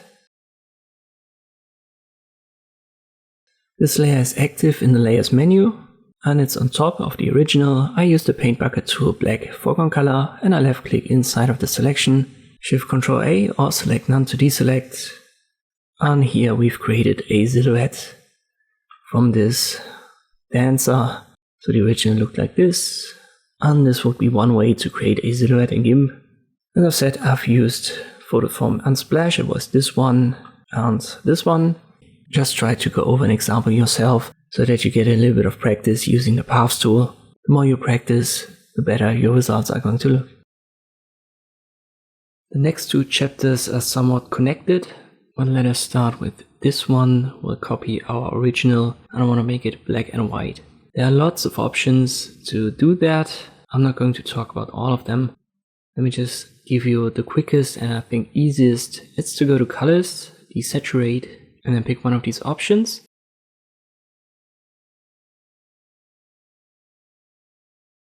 The desaturate option gives you a couple of presets, so it's a one-click option. You could say just make sure that preview is checked, and then you can pick a mode right here with the drop down. Don't forget to confirm it via OK. I use lightness HSL.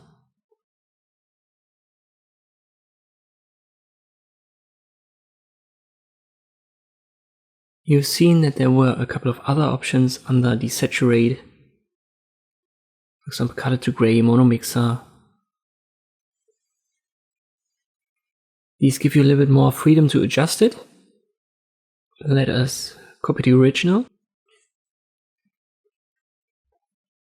I make black and white invisible, and I'm on a copy. And again, I use desaturate, and this time color to gray. This takes a lot of time to get processed because my image is quite big, but it would make it black and white as well. Mono mixer is a little bit more interesting because it separates RGB, red, green and blue channel. You can adjust these colors according to the desaturation of black and white individually here, and this gives you lots of freedom to adjust it. So if you're looking for a specific black and white effect, this might be your option. But easiest is, as I've said, the desaturate, and then just pick one in the drop down. We now want to use this. So what we've created in the last chapter, we work on our black and white, and we've got the original below. And now I want to introduce the layer mask to you. We've already used that. You can right click and add layer mask. We've used it in one of our earlier chapters, but I haven't yet explained it in detail. In principle, it's black and white. So these are the important colors. White is full opacity and black is full transparency. So let me just pick white and I confirm via add. Nothing has happened, but in the layer menu you can see a layer mask is fully white that was added to the black and white layer. I press Ctrl Z, now right click, add layer mask, and I make it fully black. And now we also have a layer mask, but it's not white anymore but black. And what we can see on the canvas has changed. We can now see the colored version again. And this is what the layer mask does. It's not really adding black and white colors to our layer, but you use black and white to adjust the transparency or opacity of it.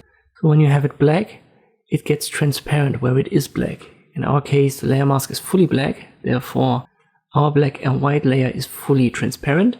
I'll flip the colors to white in the foreground and use a paintbrush. And now I make sure that I'm in the layers menu on the layer mask. So it has to be active right here. Left click on it if it isn't. And then if I left click drag, you can see a white stripe was added on the layer mask, and this brings back the black and white layer.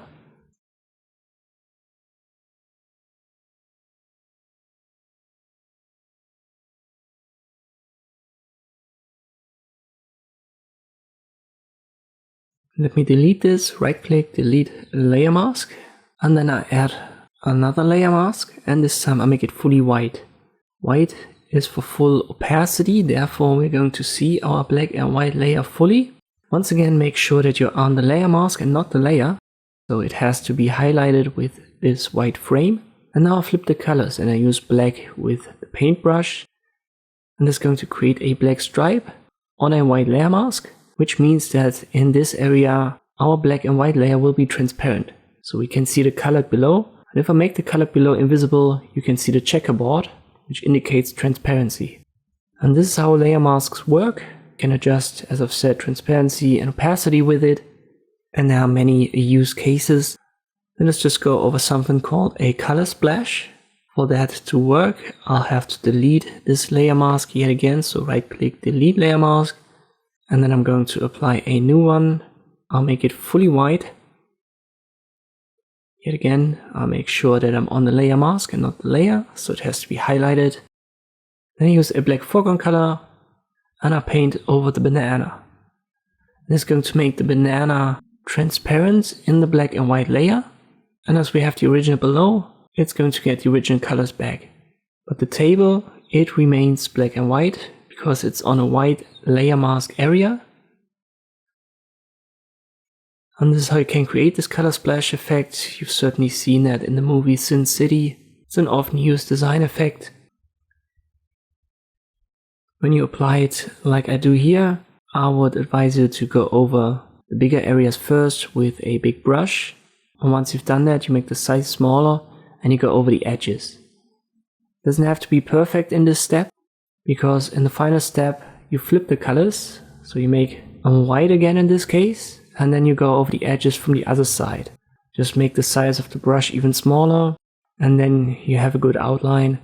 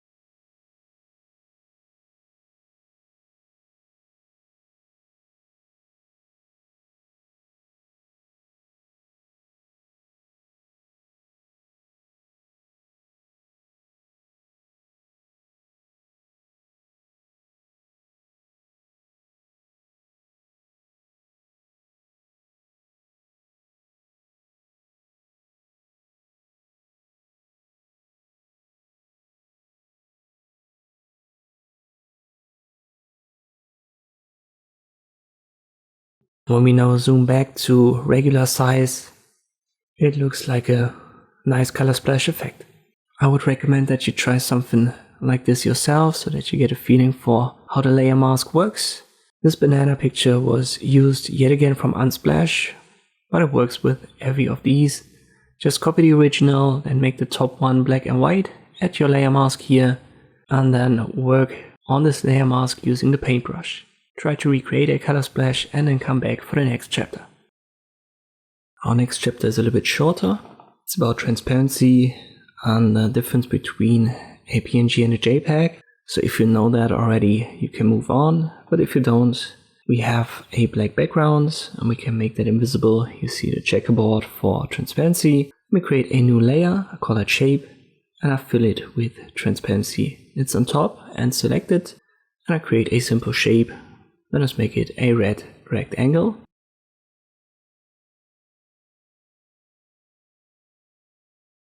Shift-Ctrl-A to deselect. If we now make the background invisible, we have this red rectangle, and we should have a transparent background.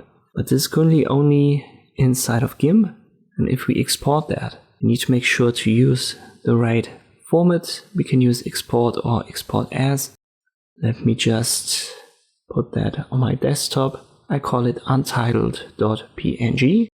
So the .png is important here to preserve the transparency. You can keep the defaults, especially when you're a beginner, don't worry too much about that.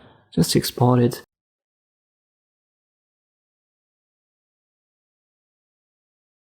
And here it is now on my desktop. Let me delete the top layer here in the shape. And now I drag Untitled into my Gimp. And you can see untitled.png is still transparent. So we only have a red rectangle and the background is transparent. Let me export this again. I call this untitled2 and this time I make it .jpg. I export it in the same way.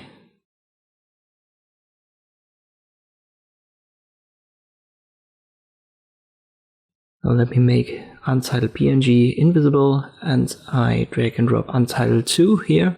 And you can see all of a sudden we have a white background. Even though we didn't add it to our original, we didn't create that in Gimp. Our background was in fact black and we made that invisible. So we should have gotten a transparent background, but this is what a JPEG does. It automatically adds a white fill to everything that we want to have as transparent. So keep that in mind when you export your files and you want to preserve the transparency, you have to use a PNG file. And if you don't necessarily need the transparency, you can also use a JPEG. Let us talk a little bit more about the rotation. Usually you have a given canvas size, when you for example want to create a design for YouTube or something, for social media, and then you drag and drop an image into it. You have to rescale that for the most part. So Shift S was the shortcut for it, you already know that tool. Hit hold Control, and then scale it from right to left until it fits your canvas. Let me rename that. This was our original. I have to make it a little bit bigger on the sides to cover the canvas. Sometimes you want to flip your images, so the shadow is now on the left side. Maybe you want to go it to the bottom right. And there's a simple flip tool, Shift F is the shortcut for it. Simply activate it and then left click on your image. There are only two modes, horizontal and vertical. Horizontal is left and right, vertical is bottom and top. And you can adjust it using Control. So if you hold Control, it temporarily flips to the other direction. It's a very simple tool. But be careful, it's not a rotation. We also have a rotate tool. Once again, select it. In this case, it's Shift R and then left click on your canvas, on the image. And then you can adjust it via the angle right here. And you can see it rotates the entire image and it doesn't flip it. So flipping is kind of like a mirror effect. A rotation can't really do that. It simply rotates it clockwise or counterclockwise. And you don't have to just use specific numbers up here. You can also use the slider like so. Whenever you get lost, simply use the reset button. It will restore the original or the last, use settings.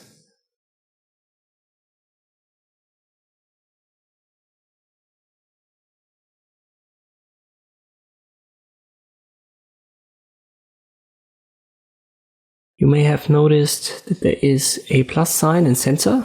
You can reposition that via left click drag or numerical with center X, center Y, and it simply determines the anchor point for the rotation. Let's reset it again. You can also left click and drag to create the rotation directly on your canvas. And if you have something that you want to keep, just confirm via rotate. When you do that, you can see we've got our edges of the canvas showing through, so we'll have to rescale that a little bit. Confirm. And now we have a much more dynamic angle for this image thanks to the rotation. So easy tools to use, I would say. Shift S for scale, Shift F for flipping. To give you some practice, just download yet another image from Unsplash and try it out yourself. Flip it a little bit horizontally, vertically, and rotate it, and then come back for the next chapter. Another simple tool, quickly explained, but very important, is the color picker. It's called Color Picker Tool in Gimp. O is the short key for it. Let me just create a new shape, and I'll make this black. I'll create yet another shape, and I'll make this somewhat bluish.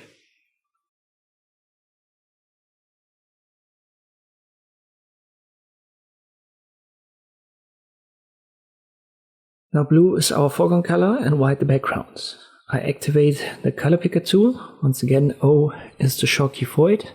And watch what happens to the foreground when I click on the black rectangle, it changes. Even on the white background it does. And this is because by default it's set to set foreground color. This is what you want to keep. I would advise you to leave the rest alone. You don't need this stuff as a beginner, and to be honest, I never needed it. Besides this basic function of setting the foreground color, another way to use it is to just import an image. And we can sample colors from that as well. Let me scale it down. It's a little bit too big, and it's actually so big that it's not running smoothly, but now it does. So I use the color picker here, and the color swatch changes. So if I open this, here you can see the hex code.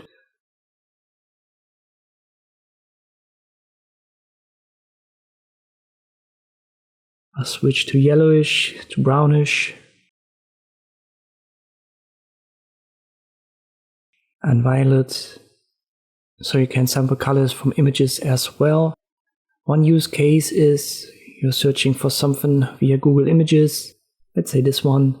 Then you use a snipping tool, make a screenshot, whatever you've got installed in your system. By default, Windows has the snipping tool. When you search for it, you should find it. And you create a screenshot and you save it somewhere.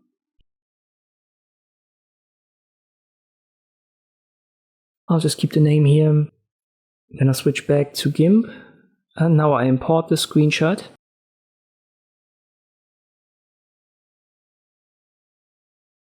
Color Picker 2 is still active.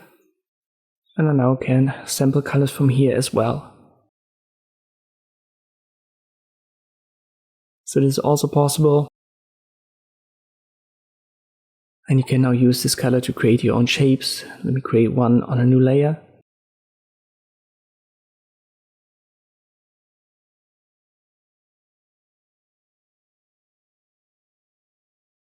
Just for you to practice, do that as well. Create two shapes, then sample the colors from them.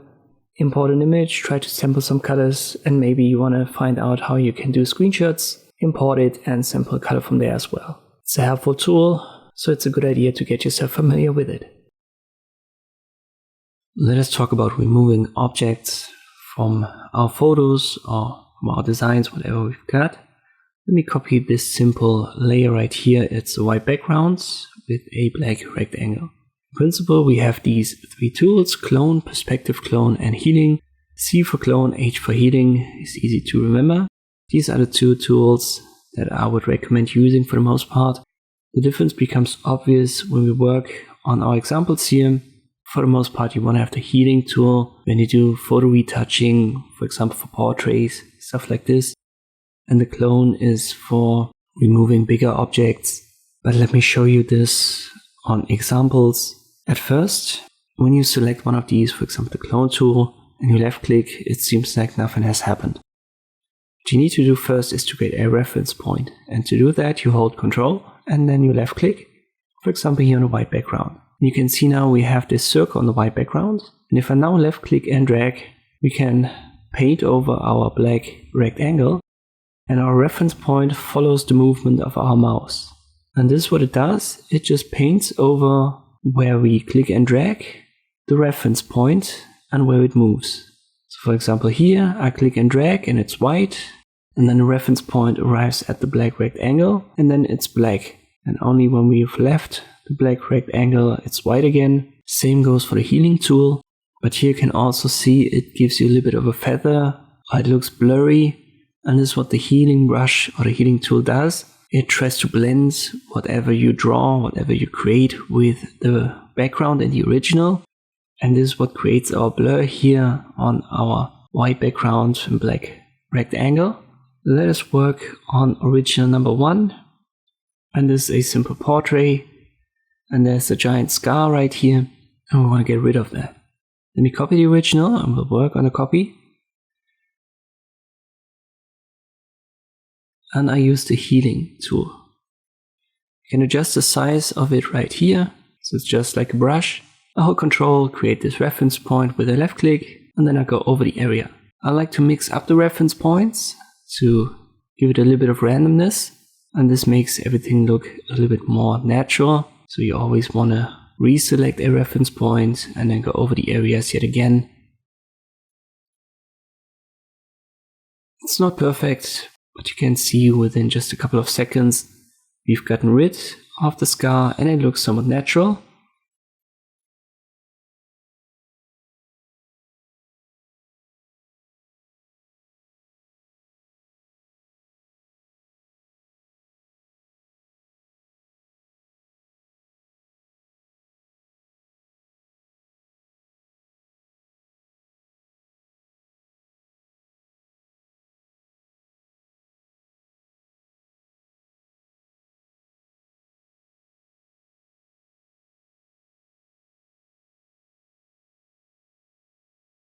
You can use this method, for example, to get rid of pimples, stuff like this. Just create a reference point on a clean area, paint over the pimple, and then it's gone.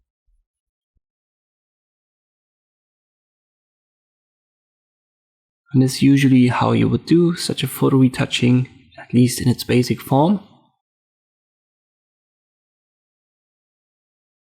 Let me show you another example. Once again, I copy the original, I size it a little bit up. And now if I use the healing brush, it works, but it tries to blend it with what's beneath. And this is not really what we want. This worked really well on the face, the portrait, but here it doesn't because the contrast between these umbrellas and the sand below is just too high. So in such a case, the clone tool makes more sense. It's the same process, but here you can see it cleans it up very, very easily. So whenever you have such a high contrast difference between what you want to remove and the background, try to use the clone tool instead of healing. And when you want to blend it more with the background, then the healing is better. But here again, I try to mix it up and use different reference points from time to time. Just hold Ctrl and left click as a reminder to readjust the reference point. And if we compare it to the original, this looks now like there was never an umbrella to begin with. So it's almost perfect results.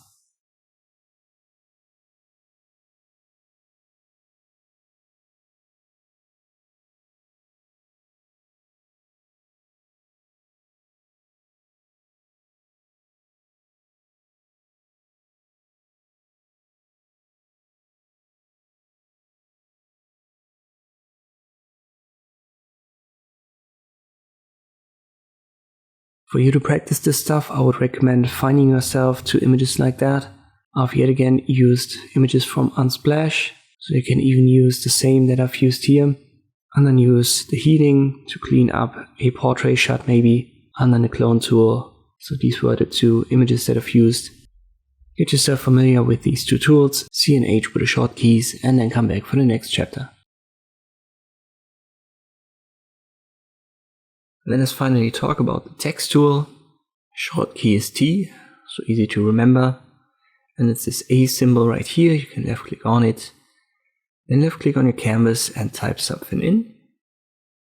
You can change the font right here, but to have your changes active on the text that you've typed in, you have to select the text. And it's a little bit hard to see in Gimp. They should fix this for future versions, but right now, when you highlight it, for example with left click drag, it looks like this. Let me zoom in a little bit. But you can also left click on this text element and then press Ctrl A. And then you know you've got it all selected. In this case, I've only selected the E letter. And if I size this up, you can see the other text elements are not affected. But when I now press Ctrl A, all are selected. And I can size all letters up. Let me change it to a font that you have definitely installed. It's Arial. So if you type in AR in this box right here, you should have it. Just left click on it and it's going to be applied to your text. Once again, I've pressed Ctrl A on the text element before doing that. Let me make it 250 so that we can see it properly. And if I make this 300 without having the text selected, yet again, nothing is going to happen. So always make sure to press Ctrl A here, and then the changes will be applied. By default, text elements will be put on a new layer. So we have a specific text element right here in our layers menu on top of the background. If you now reselect the type tool and you click inside of this box, so the bounding box indicated by these dotted or dashed lines, you can still adjust the text. So it's not a fixed element once you've left the type tool. But if you click outside of this box, you're going to create a new element. You can see that right here. I'll call that text 2. Let me once again pick Arial. On the right hand side, we now have a second text layer. There are a couple of options more. So let's create a new text element. Call that text 3.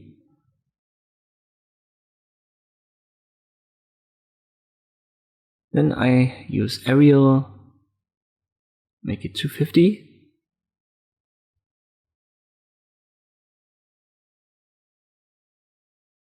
I'll put it somewhat in center, press T to activate the type tool, then left click on this element again.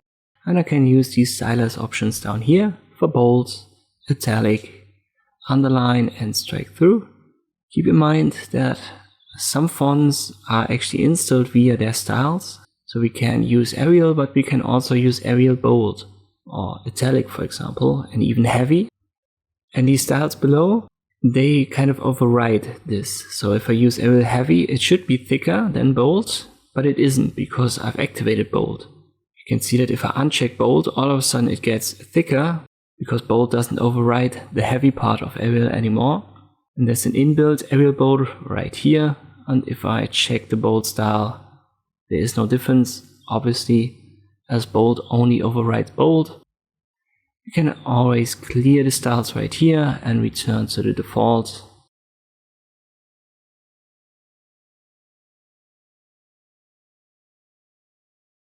We can change the color. So there's a simple color swatch.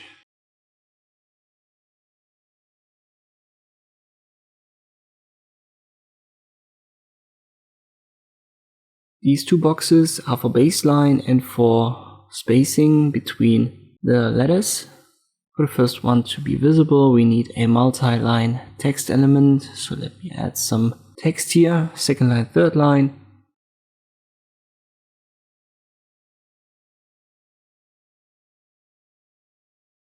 I press Ctrl A to select it all, and if I increase it, you can see the distance between the baseline is now bigger. Second line is for spacing between the letters. And then we have this drop down for units. Keep it to pixels in most cases. We can't scale this up, so we can treat it as a regular layer or a regular shape image. But keep in mind that scaling it up and giving it a bigger font size is a different thing. So if I scale this up now, you can see that it gets blurry. And this is because the font was too small for this scale size.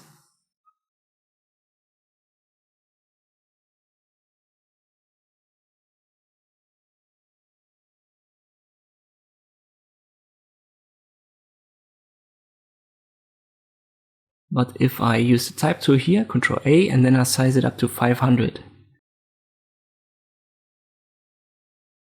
I would say it's nearly as big as the one that we've scaled, but now it's not blurry, because now we have applied a bigger font and not just scaled up the small font.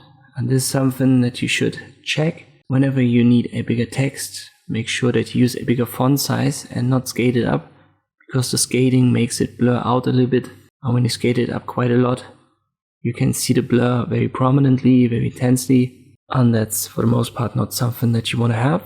There are also some tool options on the left, so if we activate this tool, you can see there are some options that we've already had in the top menu that we've used, but there are some additional ones.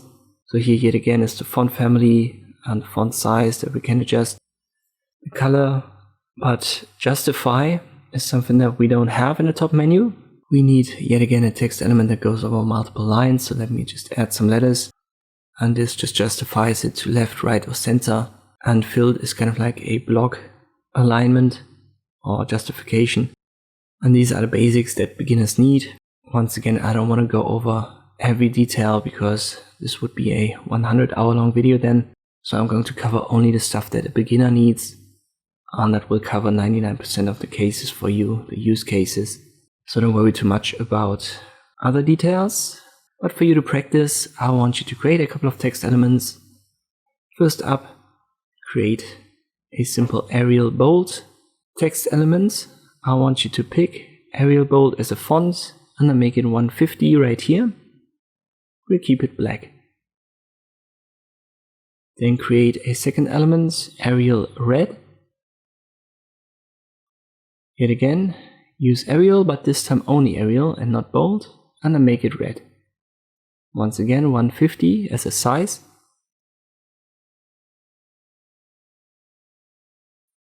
Your third text element should be Arial styled.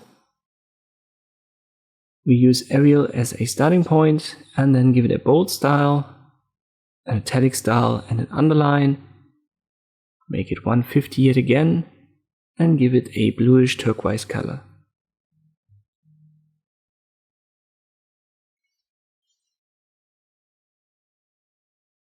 Finally, I want you to create a strike-through text.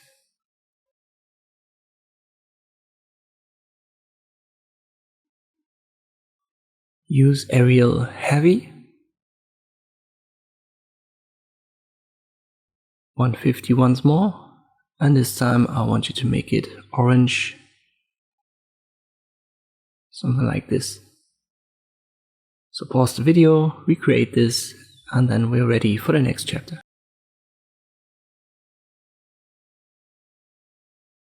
Let us go over creating vertical text. It's quite easy. We still have our type tool, type in some text, and we have the box here where we can adjust it. But you can also right click on the text itself. And there's a pop-up menu where you can adjust the orientation right here. From left to right is usually the way the Western languages work, but there are some that go from right to left, so you can fix that here if you have a different language. For us, it doesn't make a change because English is set up from left to right. But important or interesting for us are the vertical options right here. Just pick one. This is the first left to right mixed, and there's a left to right upright, which looks like that. You can also go back to this position and then use the flip tool or the rotate tool. Both is valid. Let's use the flip.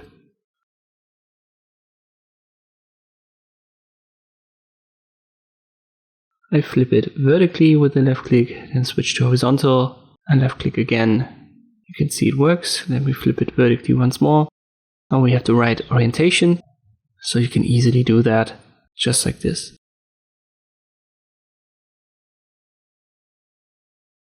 For you to practice this, let us create some text elements.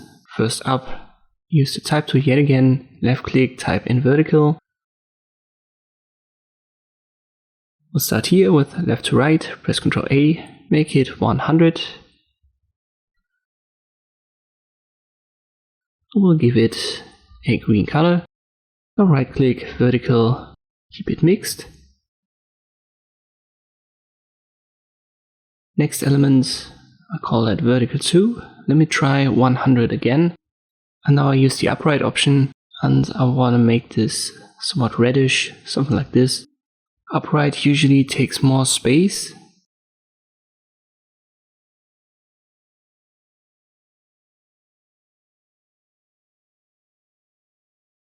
And in this case 100 was a little bit too big, so let me press T again for the type tool and I go down to maybe 90. That's okay, try to recreate this as well. Third one, I'll just call it vert. I'll make it 100. I use the mixed orientation, left to right, and now I use the flip tool. And I flip it so that it goes like this. Try to recreate it and keep it black. Our final example, I'll call that once more. Make it upright, set it to 75.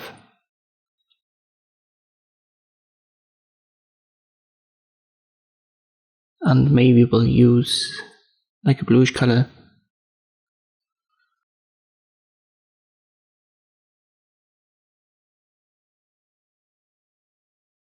When you flip this now, it doesn't really work.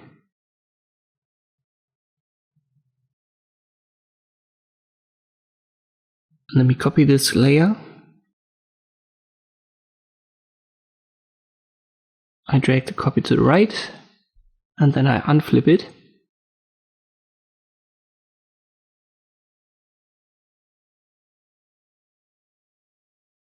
So that we have this one right here. And now I use the rotate tool, 180, and you can see this the same effect as flipping it. And obviously you can apply a flip here, yet again, maybe a horizontal. So try to recreate all of these examples just for you to practice using these tools and options, and then come back for the next chapter. Let us work on a couple of text effects. The first ones are going to be easy. And these are common effects, so I'm pretty sure that you've seen that at least somewhere in a magazine, in YouTube thumbnails, wherever. Just ignore the two images that we've got here and we'll work on a white background. Use the type tool, make it from left to right again. I size it up, and now I want to put it somewhat in center, and we can use the alignment tool for that right here. Just left click on the text element and then use these two alignment methods relative to image. Now that it's in center, we want to give it an outline, and we can use a concept that I haven't yet talked about. It's the alpha channel. We can right click on every layer and use alpha to selection. What this basically means is that Gimp tries to understand what is on this layer, and then it finds in easy terms the outline. And you can see if I click on it, we now have a selection around our text. If I make the text invisible, we can see these marching arms, and they resemble our text element. And this is what the alpha to selection does. Let us create a new layer. I'll call this outline, and I make sure that it's transparent. And if I now keep the selection and let me maybe make it red, I use the bucket fill tool and left click, we can color the selection on our new layer. I'll make the text visible again and reposition it. We don't really have an outline, but we can use this principle. All that we have to do, all that we have to achieve is to make the selection a little bit bigger than our text. So I press Ctrl Z until I've arrived here. And now we have a function under select that is called grow. Let us grow it by 5 pixels. And now the selection is a little bit bigger than our text. And by the way, we can also use under edit fill with foreground color to fill our selection. Just another way to color stuff. And now I press Shift Ctrl A to deselect. I make the black text visible again and I rearrange the order. And now we have a red outline.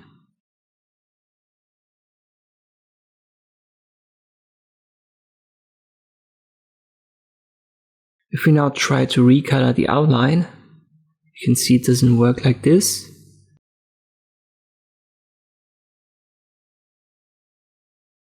Because it's a layer and not a text element. So we can't just recolor it like a regular text element. We have to use the alpha channel here as well. So once again, right click on the outline layer in this case, then alpha to selection, and then edit fill with foreground color. You can see there are a little bit of fragments here that happens in Gimp when you use this method. It's one of the weaker points of this software. But you can also see that at a regular zoom level, you won't notice this, so don't worry too much about it if you don't need a high zoom. In 99% of the cases, this still works. Let's get rid of this, and I want you to do this as your own practice project. Create a new text element on a white background. I'll call this outline and I'll make it black. I want you to use Arial Heavy and a size that fits your canvas size. For me, 300 is fine. Use the alignment tool, left click on it, put it in center relative to image. Use alpha to selection on it, create a new layer, make it transparent. Then grow it. I want you to grow it by 10 pixels.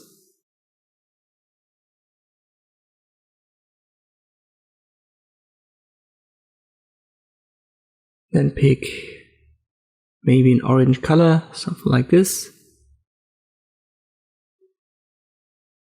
And fill your outline layer with the selection right here. For example, using edit and then fill with foreground color. Rearrange the order and you should have this effect. Try to recreate it, so pause the video and then I'll show you the next effect. We're finally going to use our two images here. I've got a cat sleeping and then the skyline of New York. I want to show you two more effects using these images.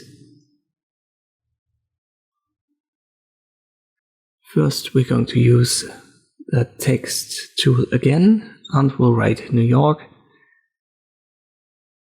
In my case, 400 should be fine, and by the way, I've used yet again images from Unsplash.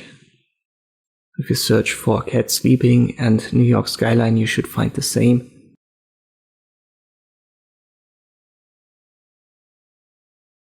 Let me resize my text here a little bit. It was too big. I use Arial Bolts. Well, let me try heavy. That looks better.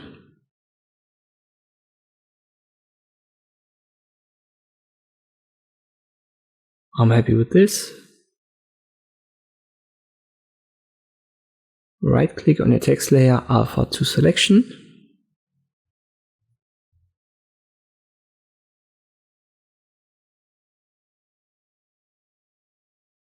So we've got our text outline. Now go to the image layer, right click on it and add layer mask. Make sure that you use selection and then confirm via add. And now the image is only visible in the text. So our text selection. And if you want to reposition that, just press Ctrl Z. Put the image a little bit lower. Again, right click, add layer mask, selection, confirm via add. And that's the principle that you can use to put images inside of text. Shift Ctrl A to deselect. It's yet another common text effect often used. For you to practice, pick an image, maybe a sleeping cat, whatever you like. Then add a text, call it for example dream.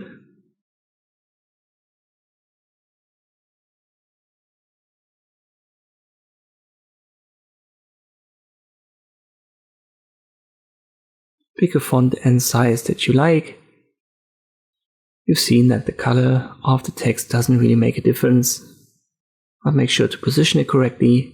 Then right click on the text layer, alpha to selection. Switch to the image layer, right click on it, add layer mask. Make sure selection is active, confirm via add.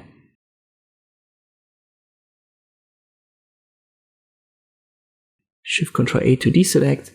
And you should have this simple image in text effect.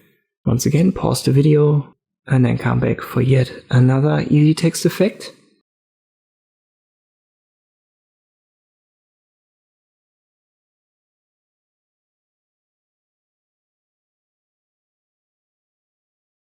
Let me start right here. So I'll delete all layers and layer masks so that I have my white background and the two images again.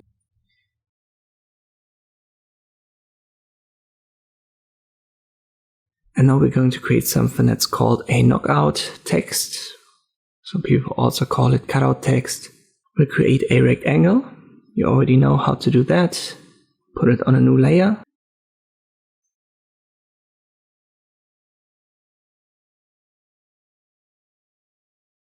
Shift-Ctrl-A to deselect. Now we'll create a text. Let me call that knockout.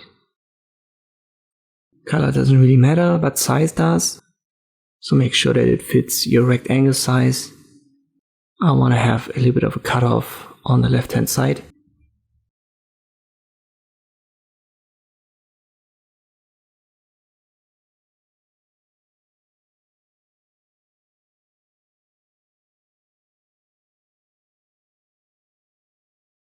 Then right click on your text layer, alpha to selection, switch to the rectangle layer, right click on it, add a layer mask.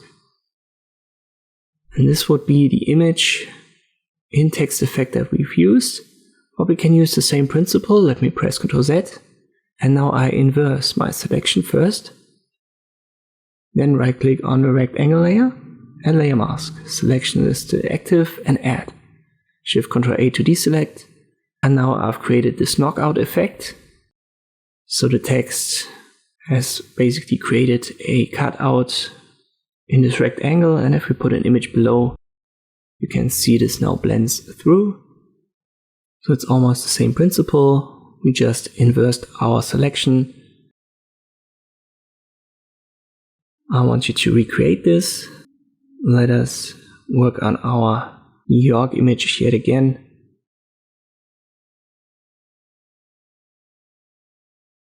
I'll create a rectangle.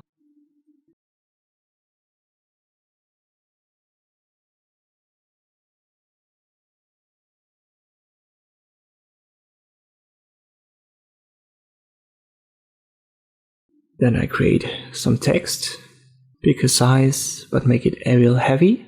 Color doesn't matter, reposition it.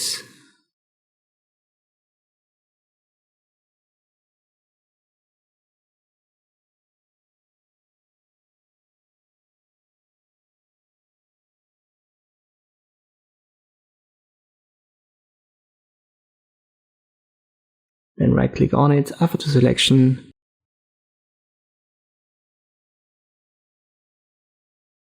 Don't forget to inverse it. Switch to the rectangle layer, add a layer mask, use selection, and then reposition it on your New York skyline or whatever image you want to use.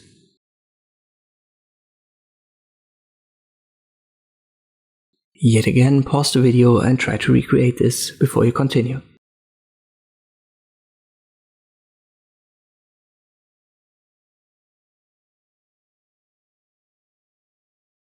Let me show you some more text effects, and these one of title intermediate. They're not that hard to do, but they include a couple of filters and a couple of methods that we've already used, so it's not really beginner stuff anymore.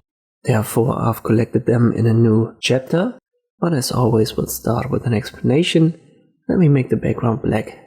Now we'll add some text. I use the type tool, Ctrl-A. I'll make this white so that we can see it. I've called it shadow. Let me make this bigger. I'll try 250. I'll place it up here. And now I want to create a long shadow. You've certainly seen this. It's often used. For it to work in Gimp, you just have to make sure that your text layer is selected. So it has to be active in the layers menu. Then go to filters, light and shadow, and there's a long shadow option. Check the preview. For now we can't see it because the color is black, just as our background, but if I change this to white you can see it, and if I make it red, there's high contrast between the text, the background and our shadow. Angle can be adjusted right here, and the length below. There are a couple of style options. For now it's finite. When you switch it, for example, to infinite, it uses the bounding box. So that's usually not what you want. You can fade it out, and here again you can once use the bounding box as a limit and one option that exceeds the bounding box. Let's pick this one, I confirm we are okay, and this is now on one layer, so you can move it around and the shadow effect is moved around as well. For you to practice, create a text. Give it a size that fits your canvas, make it red. I'll use Arial Bold as a font.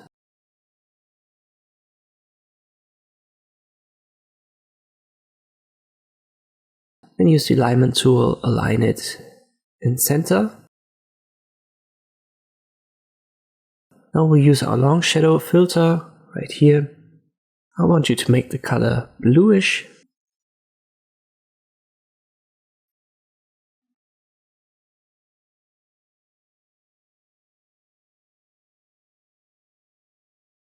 Increase the length and set it to fading with fixed length, angle 45 degrees. You should have something like this. One thing to add is if you want to recolor it and you use our usual method of Alpha to selection, it's going to select a part of the shadow. So this is usually not what you really want to do here. Therefore make sure that you've picked the color that you want before applying the shadow, because the Alpha channel mixes a little bit this shadow filter and the text, and this can mess up the results. Let me show you the next effect. We'll delete this one. And yet again, we'll start with the type tool. Let me call that twisted. And we can use a filter for that as well. It's under distorts right here. We want to use the whirl and pinch.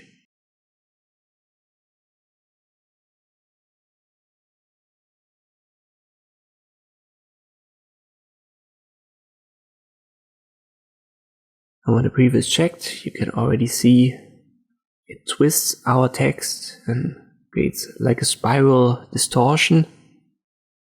You can adjust radius, pinch, and whirl. And as long as you've got the preview checked, you can see the results in real time.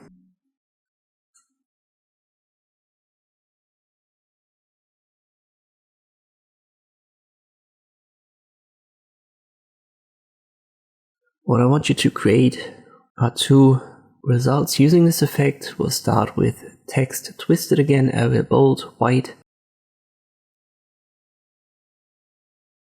300 is fine for my canvas size, and then I copy this 3 times.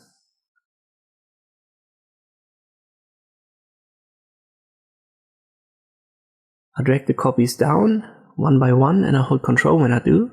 This makes them snap and they are in line with the one on top.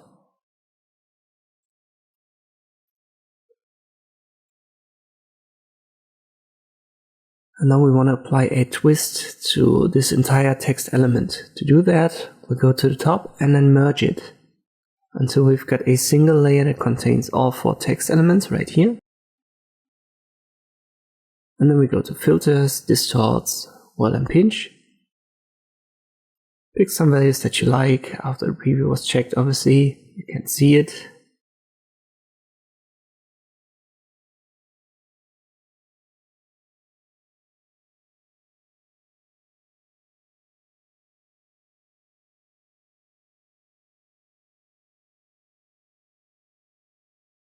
I'm fine with this one.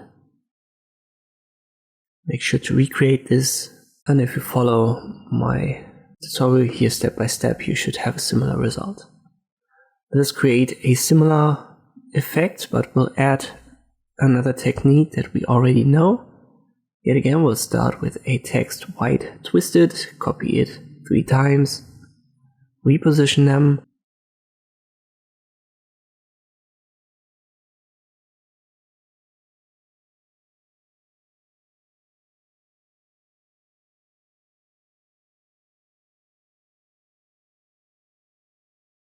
And now I go to the second from the bottom. So the bottom in our layers menu. And it's the second on top on our canvas. Right click, Alpha to selection.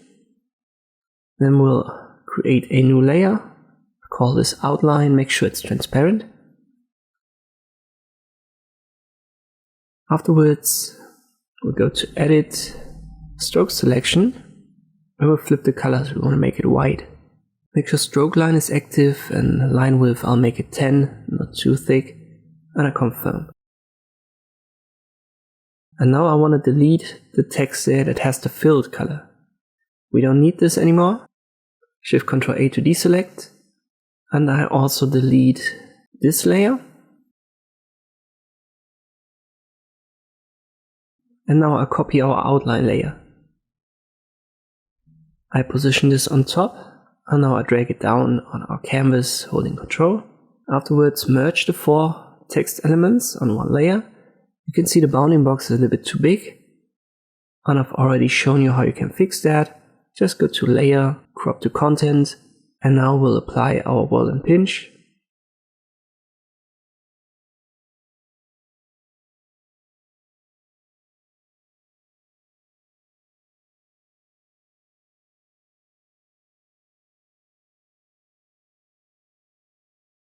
Once again, pick some values that you like. The end result should look somewhat like this. Final intermediate effect is a neon light effect. For this to be realistic, you want to have a thinner font. I don't really know what you've got installed on your system, so I'll try to use something that you definitely have. You should have, for example, Arial, and you may also have Agency. But yet again, pick something that's thinner. Here, for example, Agency has a bold style, and this would be too bold. You don't want to use that.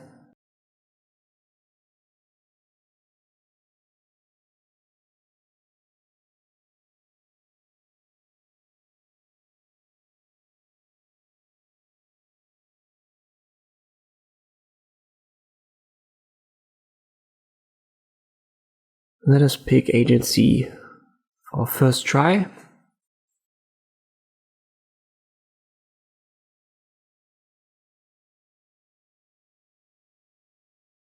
We'll copy this text layer. And now we want to recolor it. Maybe to red. Let us use red.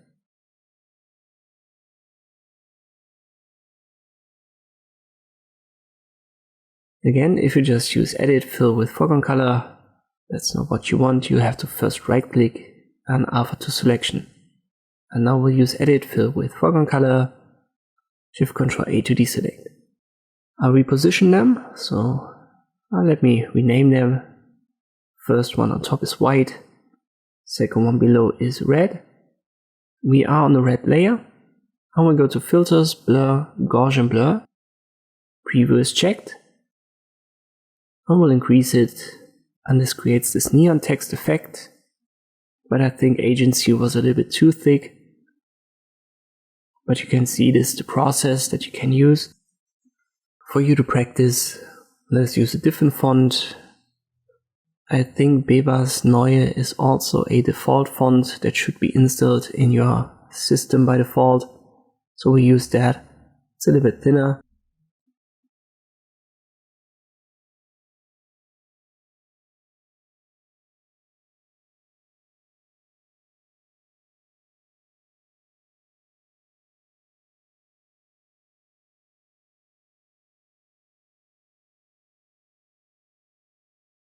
Position it on your canvas, copy it.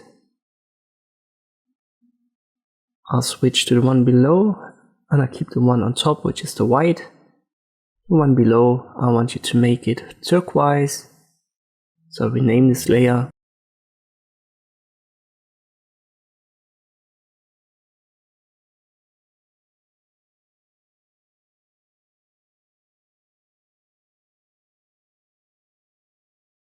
Make sure that you've got this layer active, and then go to Filters, Gaussian Blur. You don't want to go too high. Around 10 should be a good value. And this is how you can create such a neon text effect. Recreate all of this and then come back for the next chapter. The next chapter is about putting text on a path, and this is something Gimp is really not good at. So in general, I would recommend to you to look into a program called Inkscape. It's a free open source program that does it way better. And if you have access to Photoshop and Illustrator, these are the better alternatives as well. Gimp is capable of doing that, but I wouldn't say it's too complex, but it's definitely more complex than it could be. What we want to do is take a text element, something like this, and then we'll create a path. We need the paths menu right here. Just as a reminder, if you can't find it, go to Windows, Dockable Dialogs, Paths, and then it should pop up. Let's switch back to layers, and now we'll create a path using the path tool. So left click, drag, again left click, drag, and left click. We've got a wavy line, and this is our path right here. If I make that visible, it turns red. And if I deselect the path tool, we can't see it anymore. I'll make it visible again. You see this red line, which indicates that we've got a path. We now want to put this text onto this red line. And the easiest way is to create the text after you've created the path. So let me just delete this text element right here, and we'll create a new one. And now that it's active, we can right click and we'll find text along path right here. Left click on it, and it seems like it's fairly easy, but we're not done yet. If we would deselect this, it would vanish because this is just another path. But let me first make it a bit bigger so that we have the entire line covered. I'll try 200, text along path, still too small. Let me make it 250. Once again, right click on the text element, text along path. That's a good size. I'll make this text element invisible. We'll switch back to paths. And here you can see we now have two elements. Our initial path, the unnamed line, and the new element is called path, which is the text element. And we want to fill the text element. To be able to do that, we have to create a new layer. I'll make that transparent, and I call it text on path. Let me drag this window here, so it's important that it's filled with transparency. And we are on this layer right here in the layers menu. I'll switch back to the paths menu, and then right click on the path element, which was our text. And there you'll find fill path. We use solid color, and this takes the foreground color, which is black. I click on fill, and now we finally have our text on a path. So if I delete these two elements in the paths menu and our text element right here, we have the white background and the text on path element. Another problem, besides the complexity of simply doing that, is that it transforms the text a little bit. And this doesn't make the text look that good. So another issue, which is why I would recommend for you to check out Inkscape. I've made videos about that as well. So if you're new to using Inkscape, you've never heard it, check out my channel homepage. There's a big playlist. But for you to practice, as you've seen, Gimp can do this, even though it's complex and a little bit tricky. I want you to create something of your own. But first, let me show you what it's going to look like on a more extreme path. Here we have very sharp corners and angles. And it's going to transform the text so heavily that it even becomes unreadable.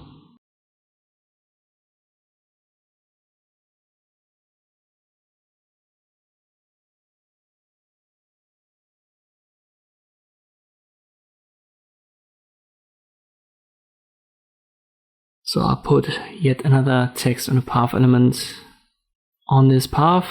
And you can see a couple of letters aren't really readable anymore. But for you to practice, create a wavy line with the path tool, then create a text element.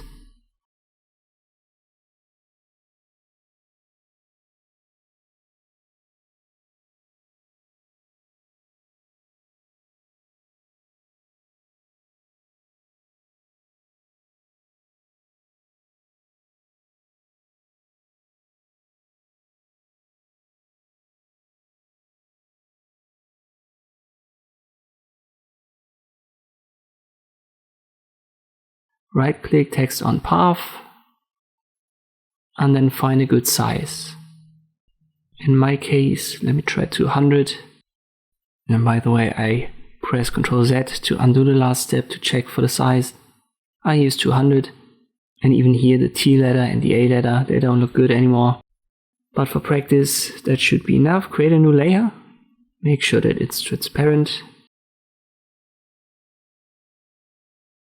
Make sure that you are on this layer, it should be active. Switch to the path menu. We'll use blue as foreground color. Right click and then fill the path. Then right click again, stroke the path. We've got stroke line active. Make your foreground color red. Confirm via stroke. And now you can delete the two path elements and your initial text element, and you should have a result like this. So here as well, the C letter isn't looking that good. O letter is transformed.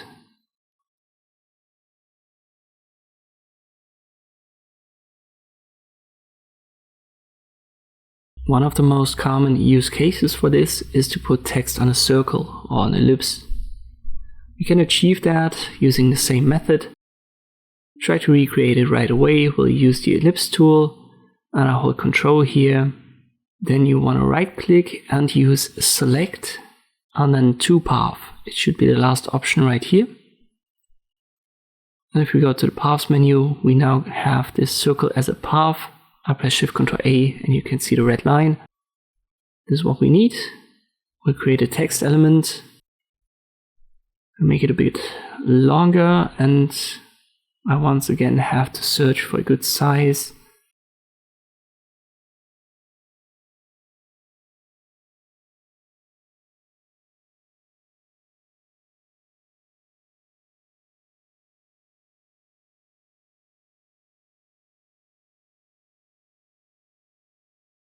Let me try 150. That should do. Next step, we'll create a new layer. It's empty.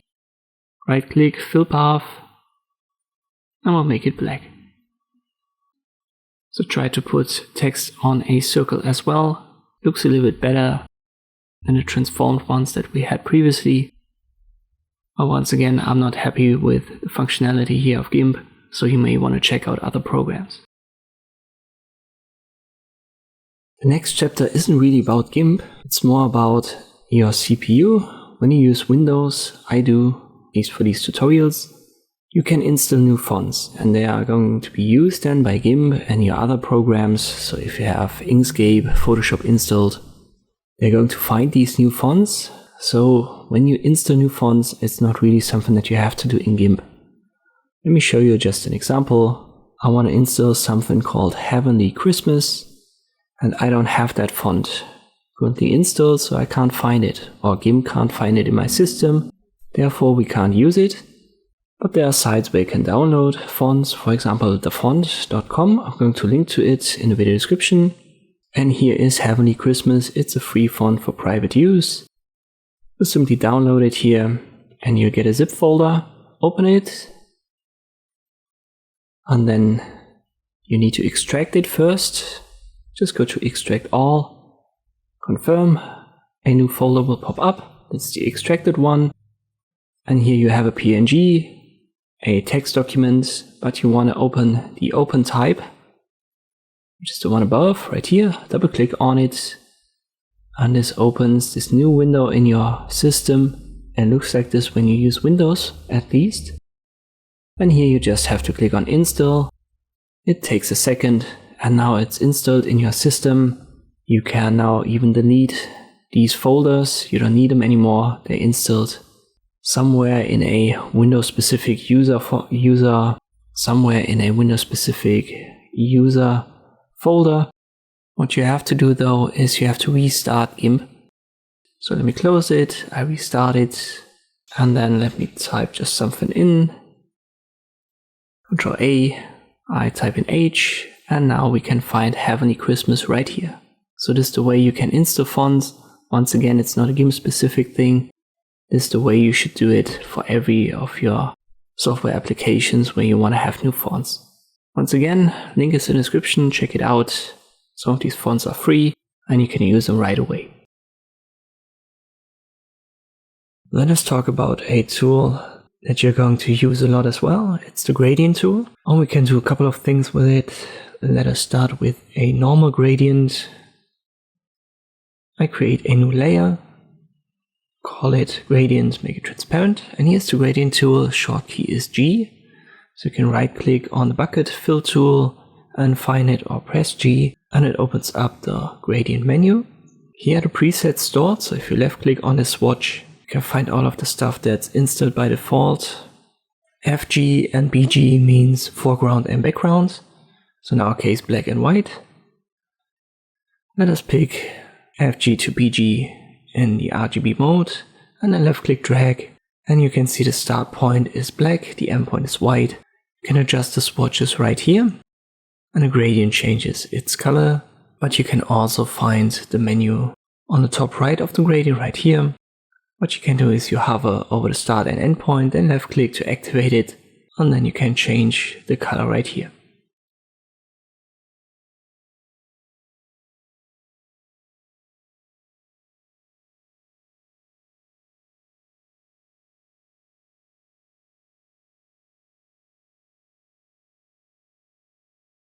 There's also a midpoint, and you can left click drag it. You can see it on top. It goes from 0 to 100% in position, and this simply readjusts the transition between the two colors. So if you want to have it at 75%, just drag the midpoint to the right, and you can adjust it numerically as well. 50 is obviously the center. You can also hover over this line, and then the cursor changes, and you see a little plus sign. If you now double click on this line, a new color stop has been created. Don't mistake that for a midpoint. Let me add another color stop. So we've got stop 1, stop 2, start and end point. And here we can now change the color of these stops. And there's something that the midpoint can't do. So the midpoint is for the relation between the colors, and stops give you the chance to add more colors to your gradient. And you don't have to use the drop down. You can also use the color swatches for the stops and change that maybe to yellow.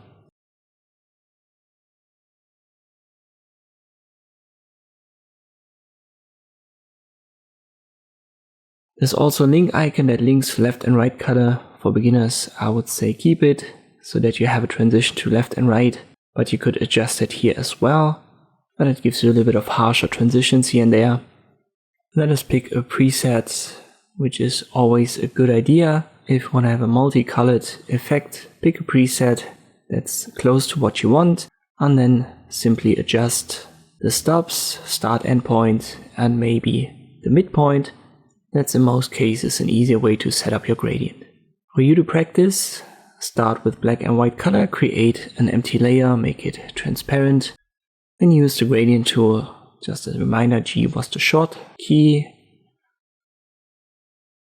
Start with foreground to background RGB. Left click drag. You can hold Control when you drag, and this will level out this line so that you don't have an angle. Activate the endpoint, make it red. Activate the start point, and then make it green. And then I want you to reposition the midpoint to 25%, then double click on this line to create a new stop, make it 75% as a position, and change the color to blue. Your result should look somewhat like this. But that's not all that we can do, there is more. I'll create a new layer and I call this radial gradient. Once again, transparent. And here you can see in the gradient menu we have a shape drop down. It has a lot of options. I don't want to introduce all of them. You can try them out for yourself. But I definitely want to talk about the radial, because this is something that you may want to use. And if you left click drag, you can see it's now round and the positions they have changed. So the start point is not on the left and the end on the right. The start point is now in the center. So if I drag this to the center of the canvas, you can see our circles. The endpoint now defines the radius of our radial gradient. And we can pick different presets. Maybe this one with multi-stops. You can adjust the position to adjust the radius for each of them. For you to practice, create a radial gradient yourself. We'll start with foreground to background, black and white. And then I want you to pick a preset.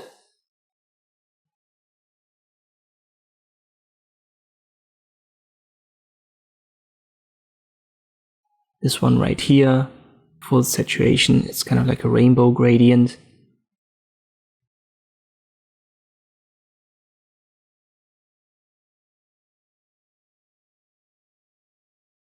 Another thing that you want to at least know how to do, and we're going to use it in a later chapter, is the transparent gradient.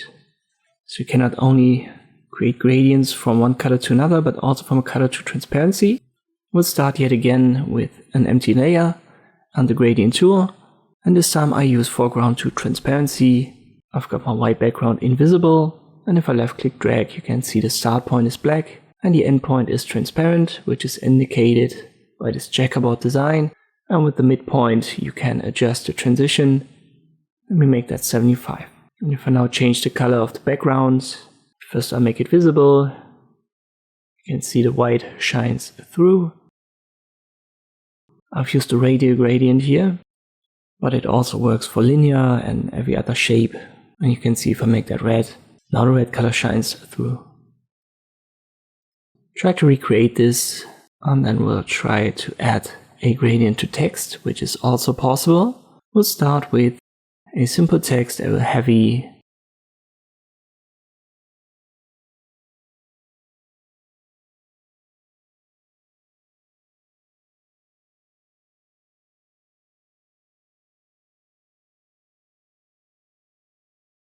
or maybe 250 as a size. And if we just add the gradient like this, it's not going to work because it sees the bounding box as the object to color.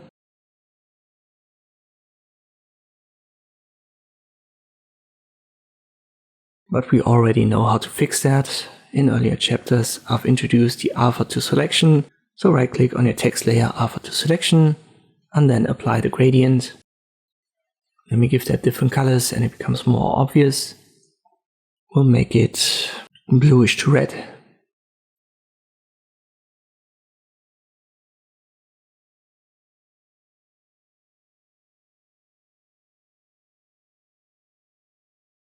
And now our text has a gradient. Shift-Ctrl-A to deselect. Try to recreate this as well.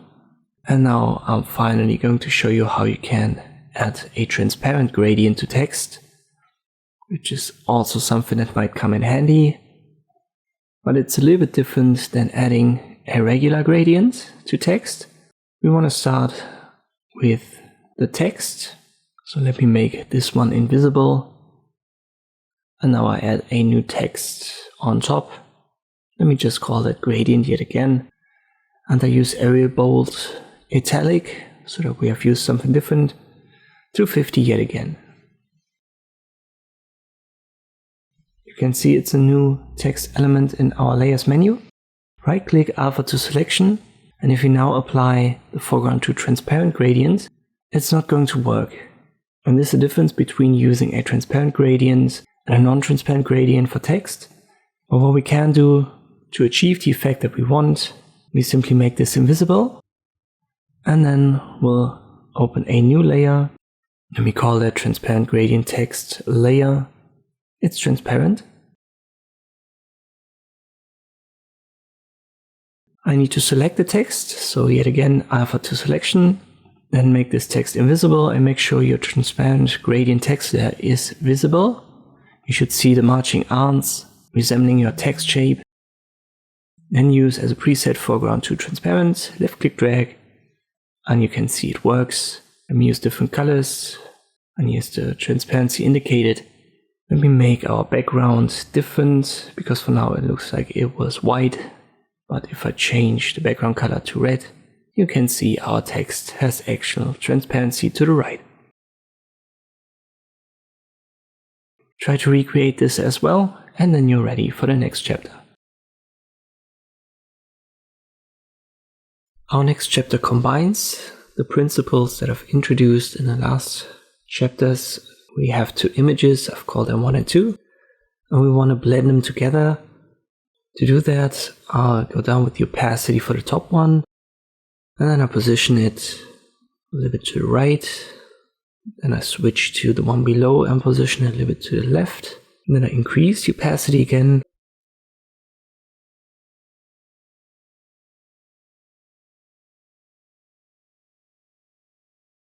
Afterwards, right click on the top one and add a layer mask. You can make it fully white, fully black. Doesn't matter in this case. Confirm via add. We are on this layer mask right here in the layers menu. And now we'll use the gradient tool. Black and white are our colors. And I use foreground to backgrounds right here. So we need black to white, and then just left click drag. It's set to radial. Let me check that. It fits well with the shoulder.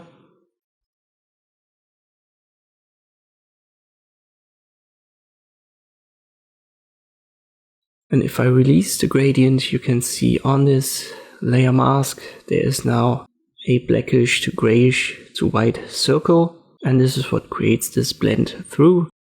Usually you want to have a linear gradient.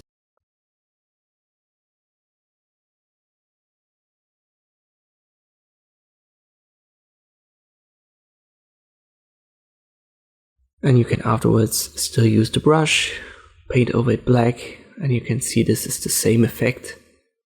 But the gradient makes it so that it gradually blends.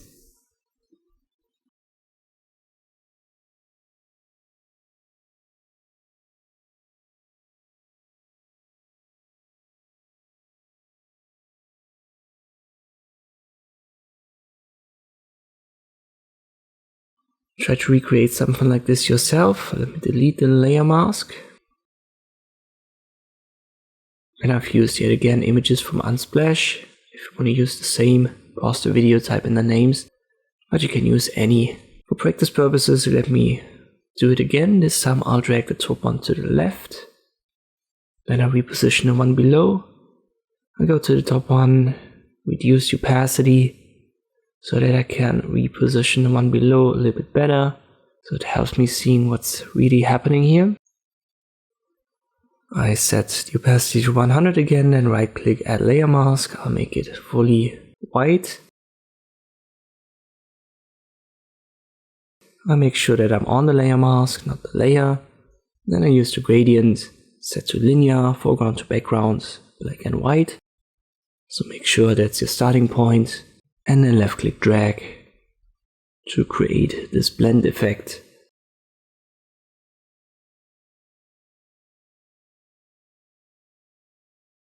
You can also give it an angle depending on the composition of your images. Just reposition start and end point of your gradient. You can see the effects in real time.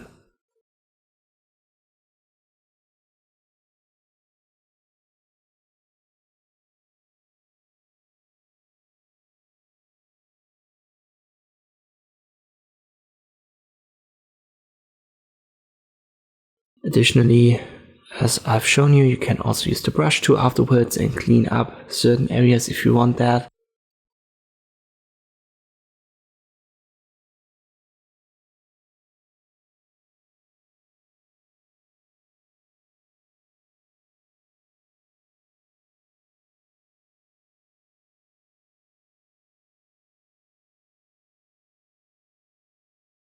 Just try to recreate this to practice the process.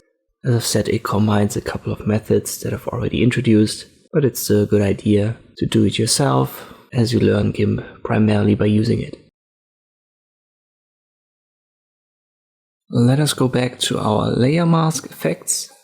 We've already used the same principle that I'm going to show you here when we did a color splash. So I copied the original and I did it under colors, desaturate, and I used the desaturation. Well, let us just use color balance. I will change the color of this photo. I'll make it very abstract. And I confirm. And now I right click and add a layer mask. Let me make this fully white. And if I use the paintbrush, I paint over it with a black color. I'm on the layer mask. And this brings back the original colors, for example, for these faces. So that's the same principle that we've used for the color splash. It blends this adjusted layer through and the original shows. And we can use this for a common effect. Sometimes you have photos where people don't want to be part of, so you have to pixelate, for example, the faces. We can do that under filters, blur, and pixelize. It's only applied to the top layer, which is the original copy. And without going over all of the details of this menu, what's important here is that you check the preview and then you can adjust the intensity with block width and height. By default, they're connected so that you have square pixels. So this is what this little link icon to the right of these numbers are for. I'm fine with this, I confirm.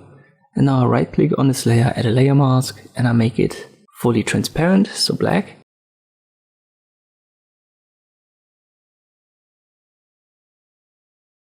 I'm on this layer mask, I use the paintbrush, and now I paint in white over it, and this is going to pixelate the areas that I paint over, and we can pixelate the faces very easily with this method. So once again, it's the same process, the same principle, using layer masks and copies of the original, and then it blends through with the original. Once you've understood that, Gimp becomes way more easier to use for you to practice. Maybe you want to download the same image. It's once again from Unsplash. Just pause the video and search for it, or pick your own, but definitely try to recreate this pixelization effect so that you get some practice in your hands. Well, let's talk a little bit about the blending modes. There are a lot of them inbuilt in Gimp, and to be honest, some of them I don't even know how they work. For the most part, I just cycle through them until I find something that I like. And I don't even mind knowing or fully understanding what they filter out, but some of them are pretty easy to understand. In general, you will find the function right here. Normal is the default, and then you can pick a lot of them, for example, difference, and it's going to blend the layer that's active with the one below. In our case, we have the image at the lowest point. Let me make the colors layer visible. We have multiple colors here. It's set to normal as I've set by default. And now I pick difference. And now it blends it with the image below. So the image layer is visible, therefore this is the one that's directly below it. And you can just select with a left click a blending mode and then use the arrow keys up and down to cycle through them all. And you can see all of these effects, they filter out different colors. And sometimes they even apply an effect to the ones that are still visible. Once again, I like to cycle through them until I find something that's close to what I want. And then I use that.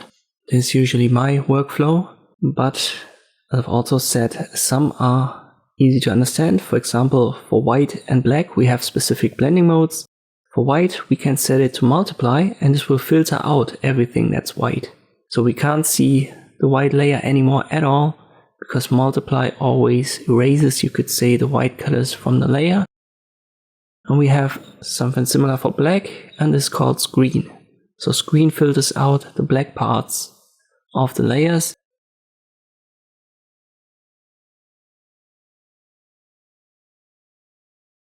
And the best results you will usually get using multiply, overlay, screen. These are the three ones that you want to check first, because they give you what you need in most cases. You can combine this with lowering the opacity right here. So let's get back to the colors. Layer mask.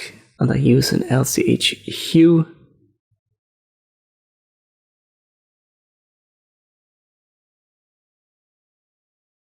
And this is something that completely changes the feel of the image.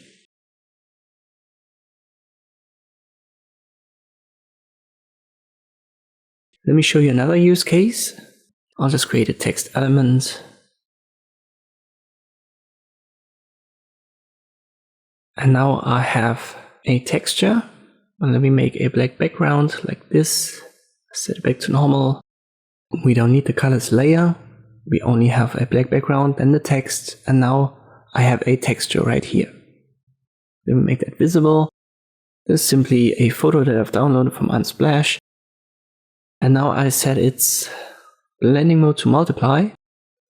And you can see this applies the texture only to the text, because the text was white and the background was black. And that's an easy way to add effects to your text elements or to anything that's white. You just use a multiply layer. And if I, for example, use screen, the texture would be applied to the black background only and not to the text. So the text remains white, while the black background now has the texture. Some blending modes don't have an effect in this color combination, so black, white. For example, overlay doesn't work at all. And this should be it. This is what a beginner, at least from what I would say, should know about blending modes. You want to use overlay, multiply, screen. These are usually the ones that you need most. And you can always cycle through the entire catalog and see the effect applied in real time. So if you're searching for something more abstract, try out the other blending modes. For you to practice, just try to recreate this. As I've said, I've used images from Unsplash. Here's the colored one. Just type in texture for this one. And I've used a simple image of a diver. And try to blend all of this with your image. And then also create a text element. And try to recreate this texture to text effect. Let's talk a little bit about alignment. There's an align and distribute tool. I'm not going to go over all of the details, as I couldn't think about a good project for you to try it. And to be honest, most of the stuff, a beginner doesn't need that. But let us cover the basics, which are certainly useful. I've got this simple starting point where we have 4 different rectangles in a black background. All are on different layers, and here's the alignment tool. You have align and distribute options and a drop down for adjusting the relative. Let us start with image, and this is the entire canvas. So everything that we do now is being done relative to the canvas. And if you want to apply it to a certain object on your canvas, let's just say the white rectangle, you have to left click on it. And then you see these squares in the corners. So if I select the other ones, you can see them. Let's perform our operations on the white one. And I can easily put it in center of the canvas by using these 2 options. The other ones are for left, right, top and bottom. If I change the drop down, so our relative, and use active layer. Now let me switch to maybe the green one. Green one is our 4th layer. So this is now the active layer. And if I left click on the white element so that we have our squares again, we align this now relative to the green layer, so the layer where the green rectangle is. And this doesn't put it in center of the canvas, but it puts it below our green rectangle. And if I bring it back to image, we can put it back in center of the canvas. So this is what I would say is important for beginners. Forget about, at least for now for distribution, this is used to distribute multiple objects, so where you can adjust the spacing between them. Certainly a helpful tool, but I don't want to cover too much in these beginner videos. My goal is to just give you the basics so that you have a starting point, and if at some point you actually need distribution, check my playlist and I'm going to give you more YouTubers to check out at the end of this video. Our last chapter was a little bit shorter as I couldn't think about a good project to give you, but now I can give you 3 at once for our next chapter. I want you to directly follow me as we do this. Create an empty layer, make sure it's transparent. I'll call mine frame. And I have a black background here. I'm on my frame layer and then I press Ctrl A to select it all. You can also go to select and use all. Ctrl A is just a shortkey. Now we want to use this selection to create a frame. And we can do so by going to edit and stroke our selection. It's important to be on the empty layer. In our case I've called that frame. I'll flip it to white as a foreground color and I confirm via stroke. One thing to notice or to keep in mind is, let me press Ctrl Z. When you do it like this, it's going to cut off the stroke in the center position. So what I mean by this is, if we go back to our stroke selection, we have a line width of 10 pixels and is generated at the center, which means that half of it is going to be drawn outside of the canvas so that we can't see it. Therefore, our frame is just 5 pixels thick. And if you want to have it 10 pixels thick actually on the canvas, you have to double that. So we make it line width 20, do it again. And now we have a 10 pixel frame created for this entire canvas. Try to recreate this. Good idea is to adjust the color before you apply the frame. But just in case you forgot that, you can use our old alpha to selection method on this frame. Change the color, use the paint bucket tool right here. Sometimes it's relatively hard to hit the right spot, so it's way easier to go to edit and fill with foreground color.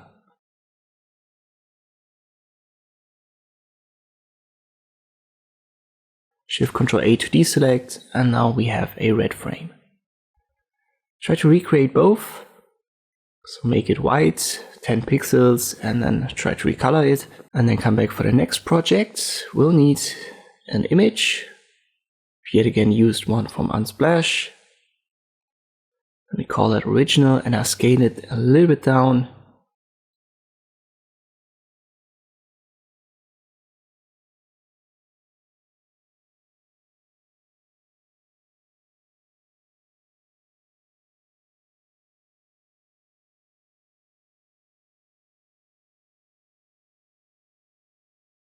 Now again, we need an empty layer. Make sure it's transparent. I'll call it yet again frame. And I want to have a white frame. So what I need is select all, Ctrl A, and then edit stroke selection. I'll keep 20 so that our frame is 10 pixels thick. And there you go, you've created a frame for your image with this easy method. Just for you to practice this, try it yourself, download one from Unsplash, pick any image that you like, and then come back for the final one. We want to create a frame with rounded corners. There are multiple ways to achieve that. I think I'm going to show you the easiest one. We can start with our rectangle select tool, you already know that. And we can left click drag on the corners and it's going to snap by default to the corners like this. So you want to have it as big as your canvas.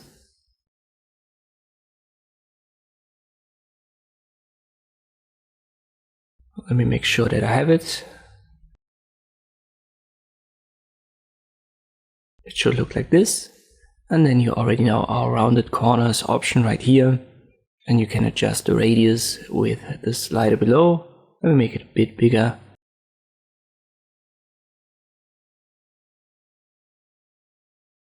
Not too big, but something like this maybe. I am on our empty layer, the frame rounded corners layer. Now I go to edit, stroke selection, and confirm via stroke yet again. I'll press Shift Ctrl A to deselect. Once again, I'm still on this layer, the frame rounded corners layer. And now I just have to take care of these edges. And we can, for example, use the brush tool. Just make sure that it has the same foreground color as your frame color, in our case white. Adjust the size and then paint over it until you've got that covered.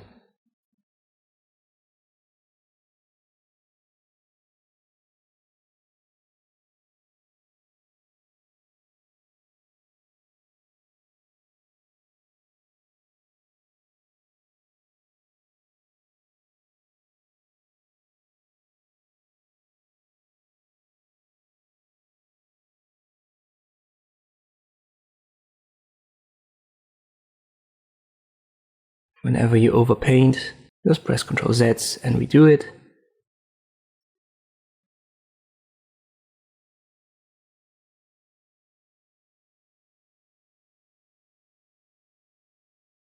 And now we've created a frame or a border with rounded corners for our image. Try to recreate this as well, and then come back for our next chapter. Let us talk a little bit about photo editing.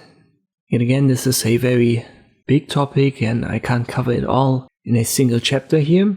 So I'm just going to go over a little bit of the basics. Good news is that this is an aspect where Gimp is very good and you can see the adjustments that you make in real time happening. And more good news is that photo editing depends totally on your style, on your taste. So there is no right or wrong. There's just you like that or you don't. Let us pick this as an original and I copy it. And for my taste is a little bit overexposed, so it's way too bright, you could say. And when you want to adjust it, we've covered a couple of basics under image. But when you want to adjust such a photo, use typical photo editing techniques, you actually have to go to colors. This is where you can find all of the editing stuff that's related usually to photo editing. The curves, the levels, threshold, the typical stuff. Let us start with the colors. And as long as preview is checked in these menus, you can see the effects applied in real time, as I've previously said. Color balance is separated into shadows, midtones, and highlights. So the darker parts, the mid parts, and the lighter parts. And you can adjust the colors with these adjustment sliders. This is usually what you want to do if you want to make such colors pop. And compared to the original, we now have way more contrast, way more poppier colors.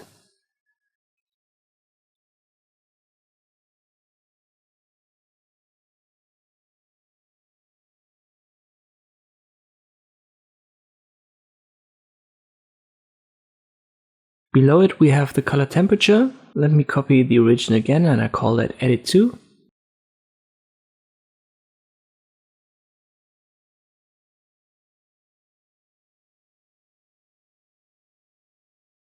On the color temperature, it doesn't distinguish between midtones, highlights and shadows. You can simply adjust the colors in general, so it's an even easier adjustment menu. You can see that I can give this photo a totally different feel, and this is what I mean by taste. There is no right or wrong, you just have a certain thing in mind, and then you try to create it with these sliders. Hue and chroma does somewhat of the same thing, just the chroma looks different.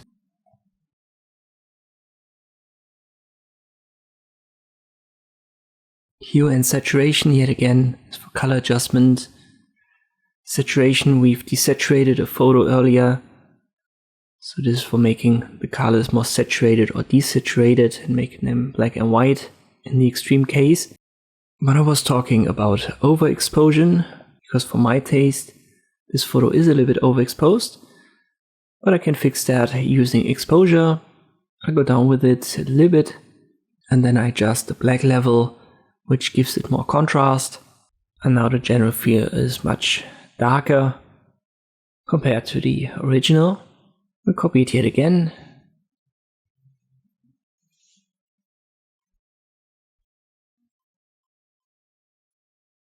And here we have brightness and contrast. It's always a good idea to adjust brightness and contrast at the same time. And this would also be a way to fix overexposed or underexposed photos.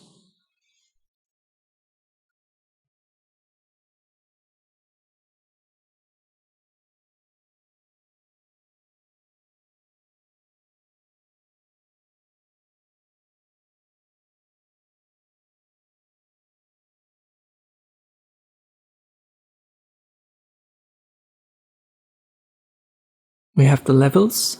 Here again, it's separated into shadows, midtones and highlights. So this is just a different way to create the same effect. One tip that I can give you is just try it out and then see what you like better. So if you like adjusting it using the levels or even the curves, we're going to use that for our next edit. Or if you just want to use the sliders, you can see that many of these menus, they have somewhat of the same effect, but they tackle the photo from a different angle, you could say.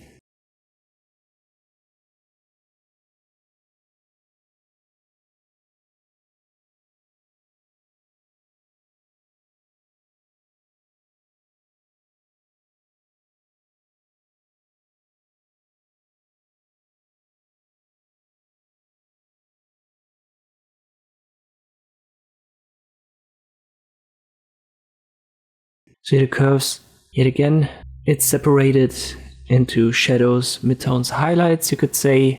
And one tip that I can give you is you usually want to have an S-curve shape, so something like this.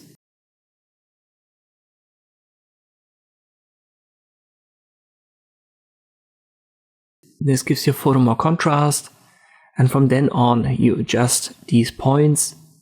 So depending on the photo, you need to go up to make it brighter, or you have to go down to make it darker.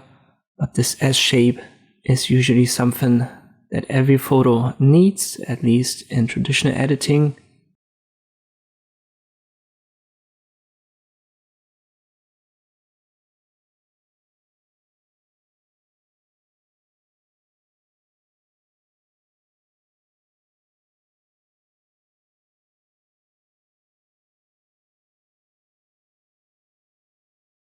There are a couple of one-click options. For example, here these inverts, they just invert the colors. I simply press Ctrl Z to undo the last step.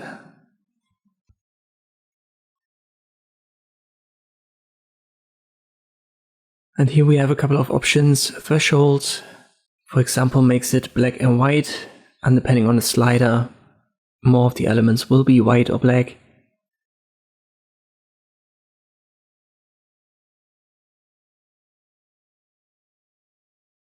Colorize can be used for a duotone effect.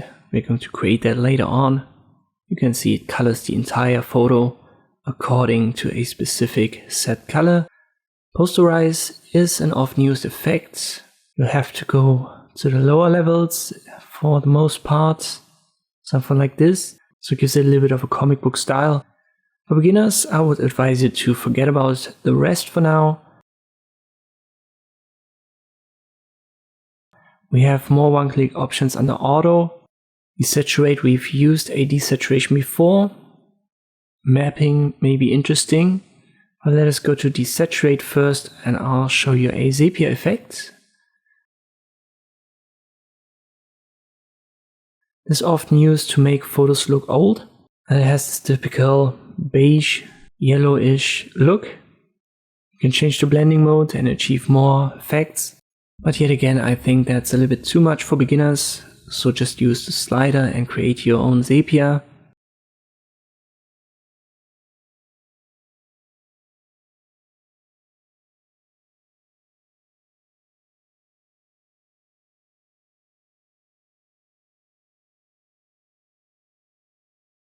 As I've said, under Auto we have more one-click options. They come in handy when you are not that experienced with editing. Just use the white balance, for example, and it picks the whitest part and then rearranges the color for the other parts according to it.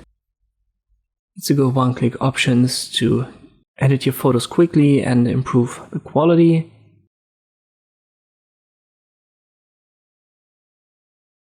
Mapping depends on what you use. It's a one-click option or it's very complex. For example, the gradient map is a one-click option here. But the alien map is highly complex, and rotate colors is also a little bit more complex. Leave it aside for now, and when you're more like an intermediate user and you want to know more about that, then check out my playlist. I've made lots of videos about specific functions in Gimp, and at the end of this course I will show you where you can find my playlist.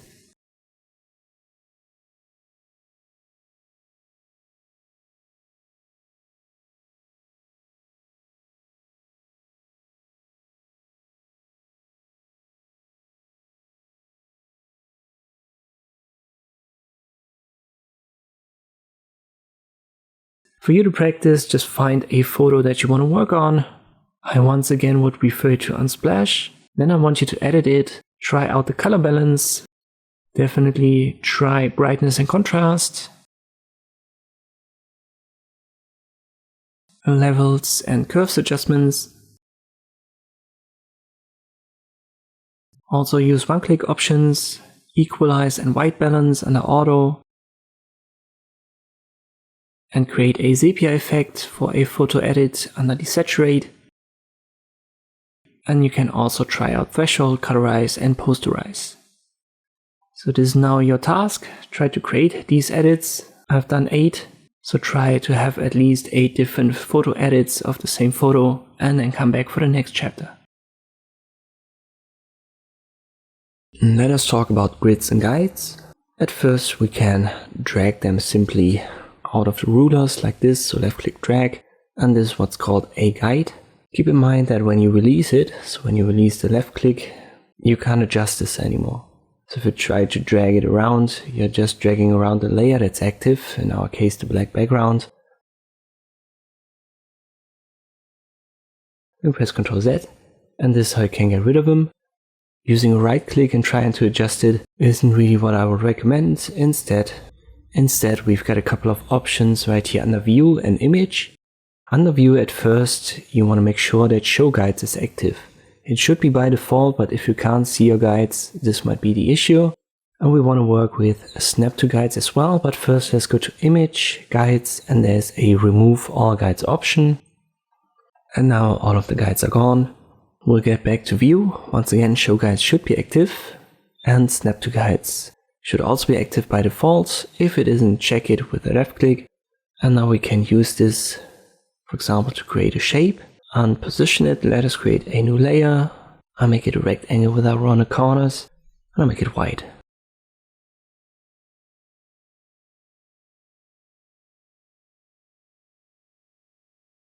Shift Ctrl A to deselect. And if I want to make it snap, it snaps to the bounding box. So I first have to go to Layer, Crop to Content, and now it snaps to this guide. And I can also use the Marquee tool, and it's going to snap to the guide. So this is what these guides are good for.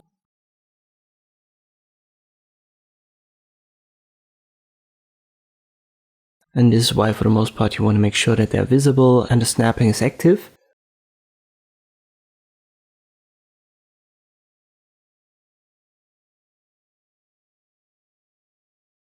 Let's go to image guides again, and there are more options. We can create guides from a selection, new guides and new guides by percent. New guides without percentage uses the pixels. So we can adjust the position horizontally, vertically, let's say to 92. And this is what we create then. For the most part, by percent is what you need. If you want to, for example, put it in center, you make it 50% for horizontal and vertical, and then you have center guides.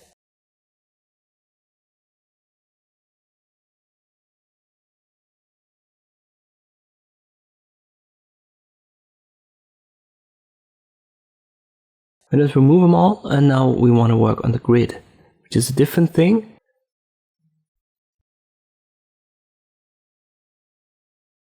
We can configure it right here, but first, under view, we'll have to make sure that it's shown. So check the box for show grid. In our case, we can't see it because by default it's black. So I have to make the background white. And now you can see it. Let us go back to image and then configure grid. And if you adjust it here, it's going to be adjusted in real time. So let us make the squares a little bit bigger by adjusting the spacing. You can do that by default in pixels or use a different unit. Offset, it moves it to right and left. So if you don't want to have it start at the top left, you can adjust the offset.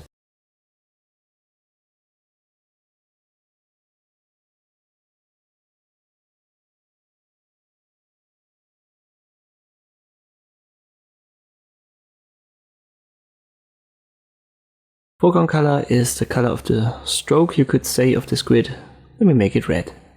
We also have the option to give it a different style, but for the most part you want to have it just solid. I'll work on this.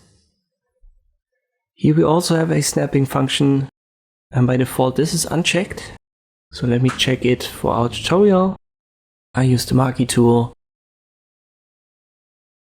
and then the paint bucket.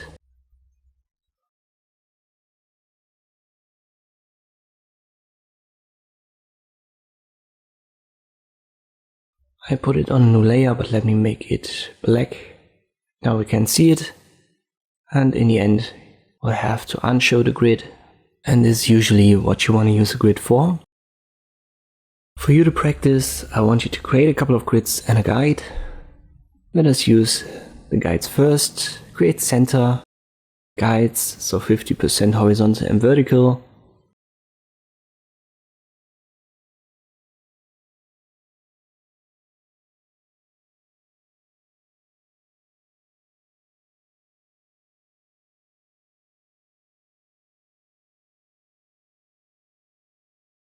Then use the marquee tool and color one of these segments. Just as a reminder, the snapping and the show guides should be checked. I want you to make this red.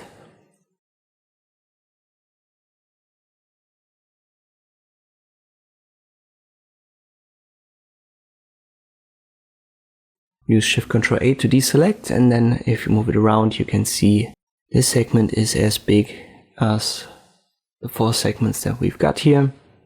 So it was perfectly in center. Try to recreate this. Then go to Image, Guides, remove our guides. Then go to New Guide, this time by pixel.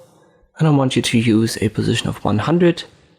And then go in increments of 100 downwards until you've got your entire canvas filled. So 100, 200, 300 and so forth. And once you're done filling it, remove all the guides.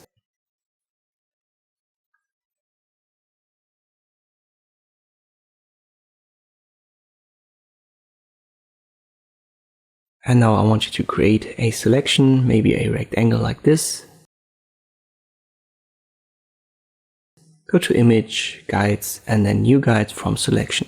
Shift-Ctrl-A to deselect, and you should have something like this. Finally, create a grid. So we'll remove the guides first. Go to View, Show the Grid. We also want to have the snapping active, so check that too.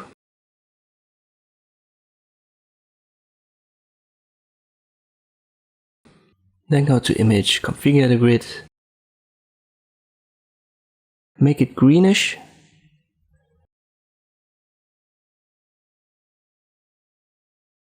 And I want you to use a size of 100 in pixels. And then use the marquee tool to create a 4:7 rectangle, something like this. Put it on a new layer, obviously, and make it black.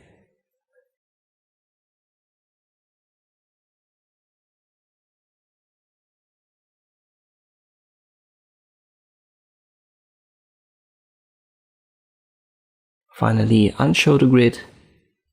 And this is all that I think a beginner should know about grids and guides. Let me show you the Duotone Effect that I've talked about in the previous chapter. There's a way to do it manually and a little bit more, you could say, adjustable. I've made a video about that in my Gimp playlist. But in this beginner course, I want to show you just a simple method that you can use and that will work on most photos. I've got two examples here, and the first one is the model, and it's going to work on this one, but the second one, it's not going to look that good. So this easy method is a hit and miss, you could say, but good news is it's easily done, so it's a good starting point for beginners to test out these effects. Let us copy the model photo, then I go to colors and use the gradient map on the map. I've already done that in the past, and it makes this photo black and white. But why does it do it? It's because we've got black and white selected as our fore and background colors, and if I make the foreground color red, and now I apply the gradient map again, you can see we don't have a black and white effect. We have a red to white effect, and this is what this gradient map does. It looks at the original image, finds the darker parts, and gives it the foreground color. And the lighter the parts become, the more it gets the background color, in our case the white. For example, the hair is black, therefore it turns red when we apply the gradient map, and the stripes on the jeans, the trousers, or what is it, more like sweatpants, they get red as well. Now let me adjust that in both directions, so foreground color bluish, background color greenish.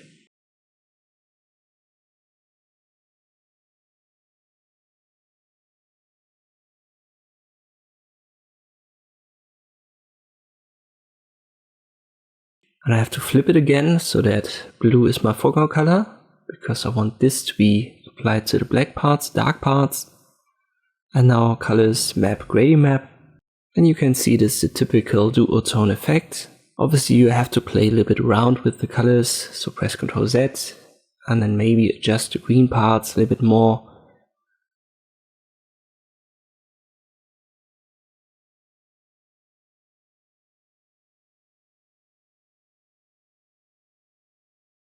Then reapply it. I think this looks worse than the combination that I had before, but you get the idea. This is how you can do it. But let me show you where this method hits its limit. I'll choose this photo, and the top is very bright, so this will be green, and it gets darker towards the bottom, which will be bluish. We'll apply the gradient map. It's still a typical duotone effect, but due to the colors involved, it doesn't look that good anymore. So this would be, I would say, a more unusable result. And I've applied it to the original. Let me press Ctrl Z, I copy it, and then I apply it to the copy. And we can also go to filters and repeat. Ctrl F would be the short key. It repeats the last action or the last filter that you've used. And if you compare this to the original, you can see a lot of information in this photo is lost. So this would be something that's, I would say, unusable. But you can try out this method. It's easy to do, as you've seen. And in many images it works. The next chapter could be a very big one, but I've decided to make it shorter because I've made in-depth videos about almost every single feature in my Gimp playlist, and covering that all in this chapter would just be too much. So if you're interested in a specific effect, check out my playlist and you should find a specific video for it. But just to give you an idea how we can use this, we'll copy an original. We are on this original layer, and now we'll go to filters. And here we can find, I believe, almost 100 different features. So even if you haven't installed plugins or anything, there's so many options to choose. Here we've got the distorts, edge detect, and artistic. So you just select one. Let us pick artistic cartoon. Most of these filters work the same way. You just left click on the option under filters and then a new menu will pop up. As long as you've got the preview checked, you can see the effect in real time. In this case, Cartoon has 2 sliders. You can also see it processes it every time I adjust the sliders. Depending on how slow or fast your CPU is, this might be an issue. And if it's too slow, you may want to scale down your image first and then it should process it way faster. So if you're just testing things out, it's a good idea to scale it down, find the values that you need and then work on the original size. But here you can see we've created a simple cartoonish effect with this filter.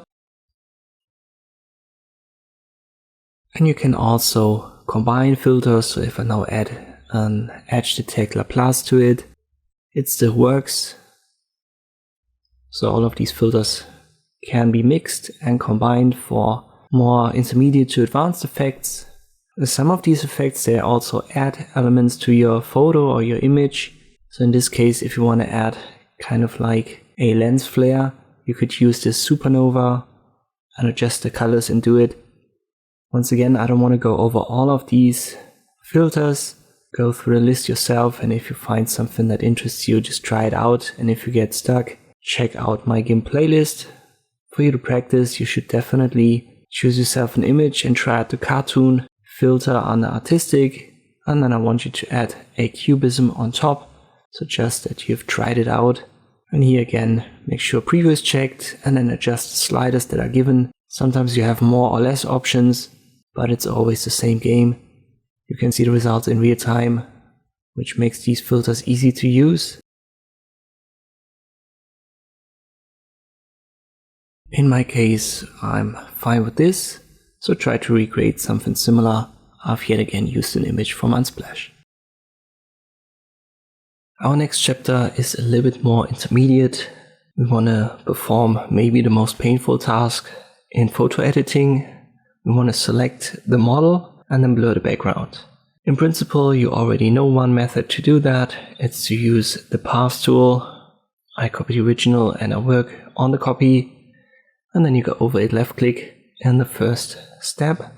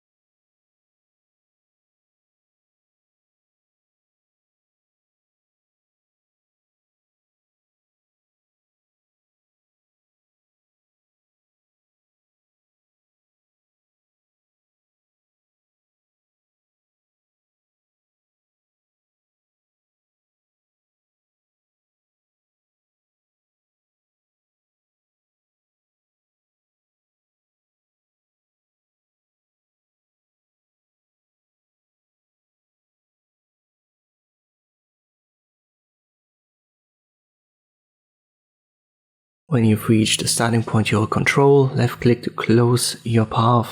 In the second step, you hover over the lines. Create curves with the left click drag, adjust the handles, maybe the position of the nodes.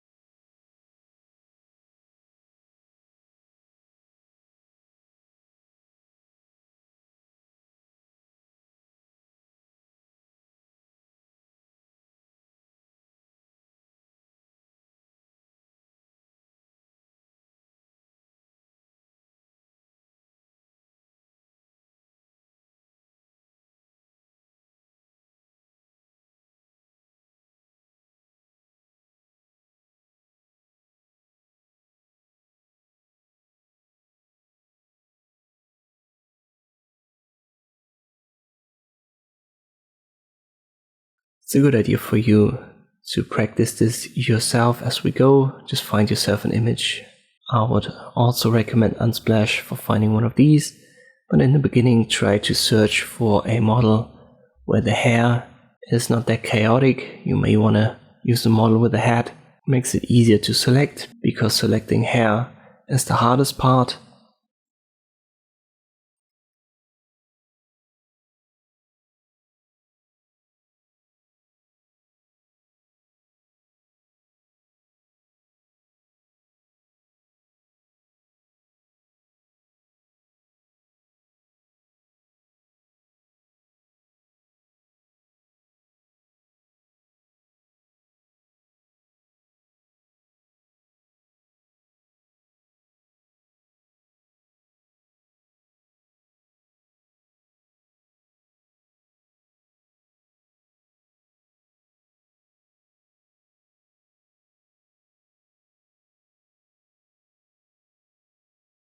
And when you've got that done, all that we have to do is right click, use selection from path.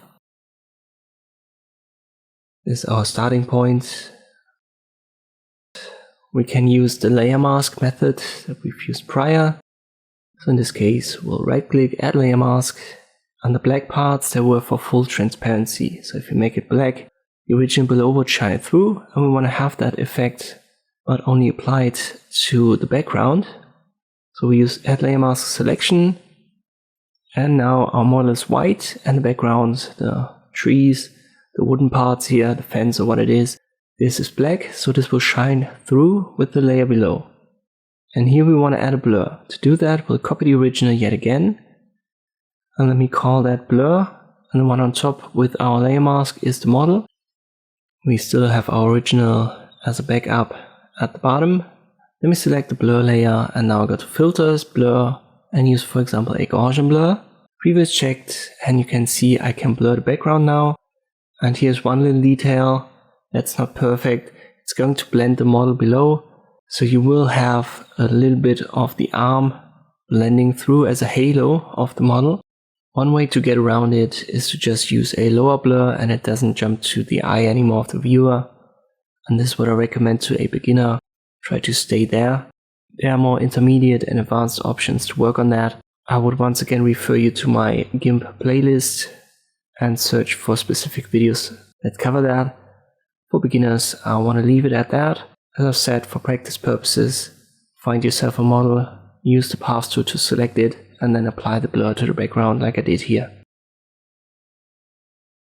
And you've made it to the final chapter where I actually want you to do something using Gimp. So far we've only used the path tool to select stuff, and we could also do it here.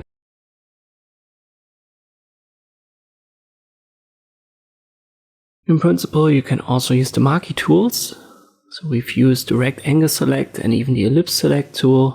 The ellipse select tool is certainly the better choice here. If you wanted to, for example, select the inner circle, this beige inner circle. But there are more selection tools in Gimp. For example, the freeze select, the scissor select, the foreground select. There's a tool called the fuzzy select tool and select by color. Yet again, I've made videos about all of these tools in my Gimp playlist. But just to give you an idea of them, we want to use the select by color tool here, because it makes it way easier to select this sign. The shortcut for it is Shift O. And once we've got it selected, check the mode. We have the usual suspects here. So we can add paths to selection, replace the selection, subtract from the selection, all of the usual stuff. We use the first mode, and then I would advise you, if you're a beginner, to just ignore the buttons here, keep the defaults. The only thing that's really interesting is the threshold. And this goes from 0 to 255. On this, because we have 256 colors, at least in this RGB mode. You've certainly seen that you can adjust red, green and blue, especially when you know a little bit of coding and CSS. You can adjust it on a scale from 0 to 255, and this is what the threshold means. For me, it's currently set to 9.5, and if I click on the inner circle, you can see we get a selection. It's not a perfect selection because it's not just one color. It's more like a gradient. Same goes for the red. circle if I left click. We can adjust it using the threshold. So if I go higher, I'm going to add colors to this selection. So whatever I left click on now, in our case the red circle, the range of the set threshold will be added to the selection. So if I make this 57, you can see it covers all of the red hues and or red color tones. And this gives us almost a perfect selection of the outer circle. If I press Ctrl X, I could cut it out and you can see there is no red anymore. You press Ctrl Z. Same goes for the bluish element here. I left click on it and now it forgets about the red and it just looks at the color range set in the threshold that's close to the bluish color that I've selected with the left click. Ctrl X and you can see I've cut this one out. So select by color comes in really handy when you've got illustrations, logos, stuff like this. When you set the threshold way too high, as I've said 255 is the max, and then you left click on a color, it selects all colors. Because as I've said there are only 256, so this would be the entire color range. But if I go down to 145, you can see it selects less, and at around 50, it's only the red ones. Let us say we want to create a different background. So my approach would be turn the threshold down, then left click on this grayish color, and then I watch what I've got selected. In this case it wasn't enough. There's a grayish gradient, so we need to add parts to the threshold, and then left click again, and that looks better. Let me go to around 40. And now we've got it almost covered, but you can see a little bit is already covered in the beige section here. And this is what you want to do. You want to check the threshold, go slightly up and then check. And maybe you have surpassed the point where you've got the entire background covered. In this case, it was once again an image from Unsplash. You can use the same if you want.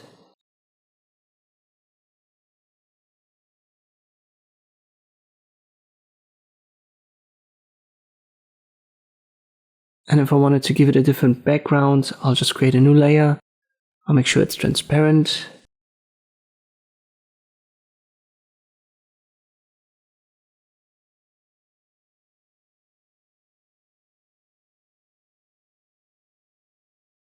And then I use my selection that I've created with the Select by Color tool to add a layer mask.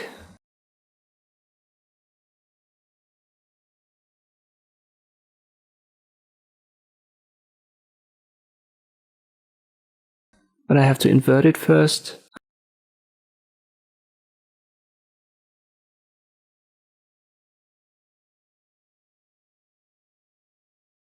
And now I switch to my background layer, I've called it BG, and I give it a black background. And you can see there are two smaller areas that I didn't fully cover with my selection, so switch to the layer mask now. I can use the paintbrush tool, paint over black. Let me make the size a bit bigger. I'll paint over it black here so that it blends with the black background, and I need the white color right here so that the black background doesn't shine through. And now we have a perfectly cut out symbol here and change the background. So for practice purposes, I would recommend that you do something like this yourself. You may want to use the same image or pick another one. Just make sure that you have a clean background with clear colors so that you can actually use the Select by Color tool properly. And we've reached the end of my little GIMP beginner course. I try to keep it beginner friendly because I think that most people give up using GIMP because it can be a little bit frustrating when you do more intermediate to advanced stuff, especially when you don't have the basics. So I tried to teach you only the basics here in this almost 4-hour long video. I hope I succeeded, but there's certainly more. Sky's the limit with these tools. One place to find more tutorials is my channel, so if you go to my home of the channel, I'm going to link to this playlist also in the video description. But you can find it under photography. I currently have around 270, 280 videos in this playlist. When GIMP specific questions pop up in my comment section, I try to make more. But you should definitely find more info here, more tutorials to try. For example, I've talked about the other selection tools here, the fuzzy select, foreground select, and I've made videos about the filters. If you have a specific effect in mind, check out my playlist. But it's not just my channel, there is a lot of good content on YouTube, and I want to give you like 5 channels that I find really helpful. First one is TJ Free. There is also a GIMP specific playlist on his channel that you can check out.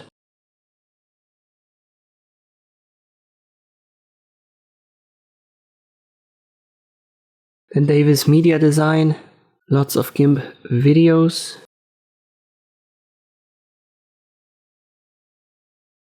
Logos by Nick, I believe it's one of the biggest GIMP channels. You can also find Inkscape tutorials there, but it's easy to filter that out if you're just interested in GIMP. A very good channel is Zeki Design. So if you're more interested in intermediate to almost advanced stuff, you can find it here. Once again, you have to filter out the Inkscape designs, but let me scroll down. Here, for example, you have GIMP posters and more intermediate effects. Check it out. And finally, if you know German, I urge you to check out this channel, my GIMP tutorial channel. The content creator doesn't make new videos anymore, sadly, but he has a giant catalog of 1,300 GIMP videos. They're all in German, so if you can understand it, it's certainly a channel to check out. I'm going to link to all of them in the video description as well, and you will find at least months of more work, if not years, on these channels. In general, I hope that my GIMP course was helpful and it has given you the basics so that you don't give up on using GIMP. It's a very helpful tool, especially when you think about that it's free to use, open source. So I hope I did my part with this video to help out the GIMP community. Thank you for watching, and I'll see you next time.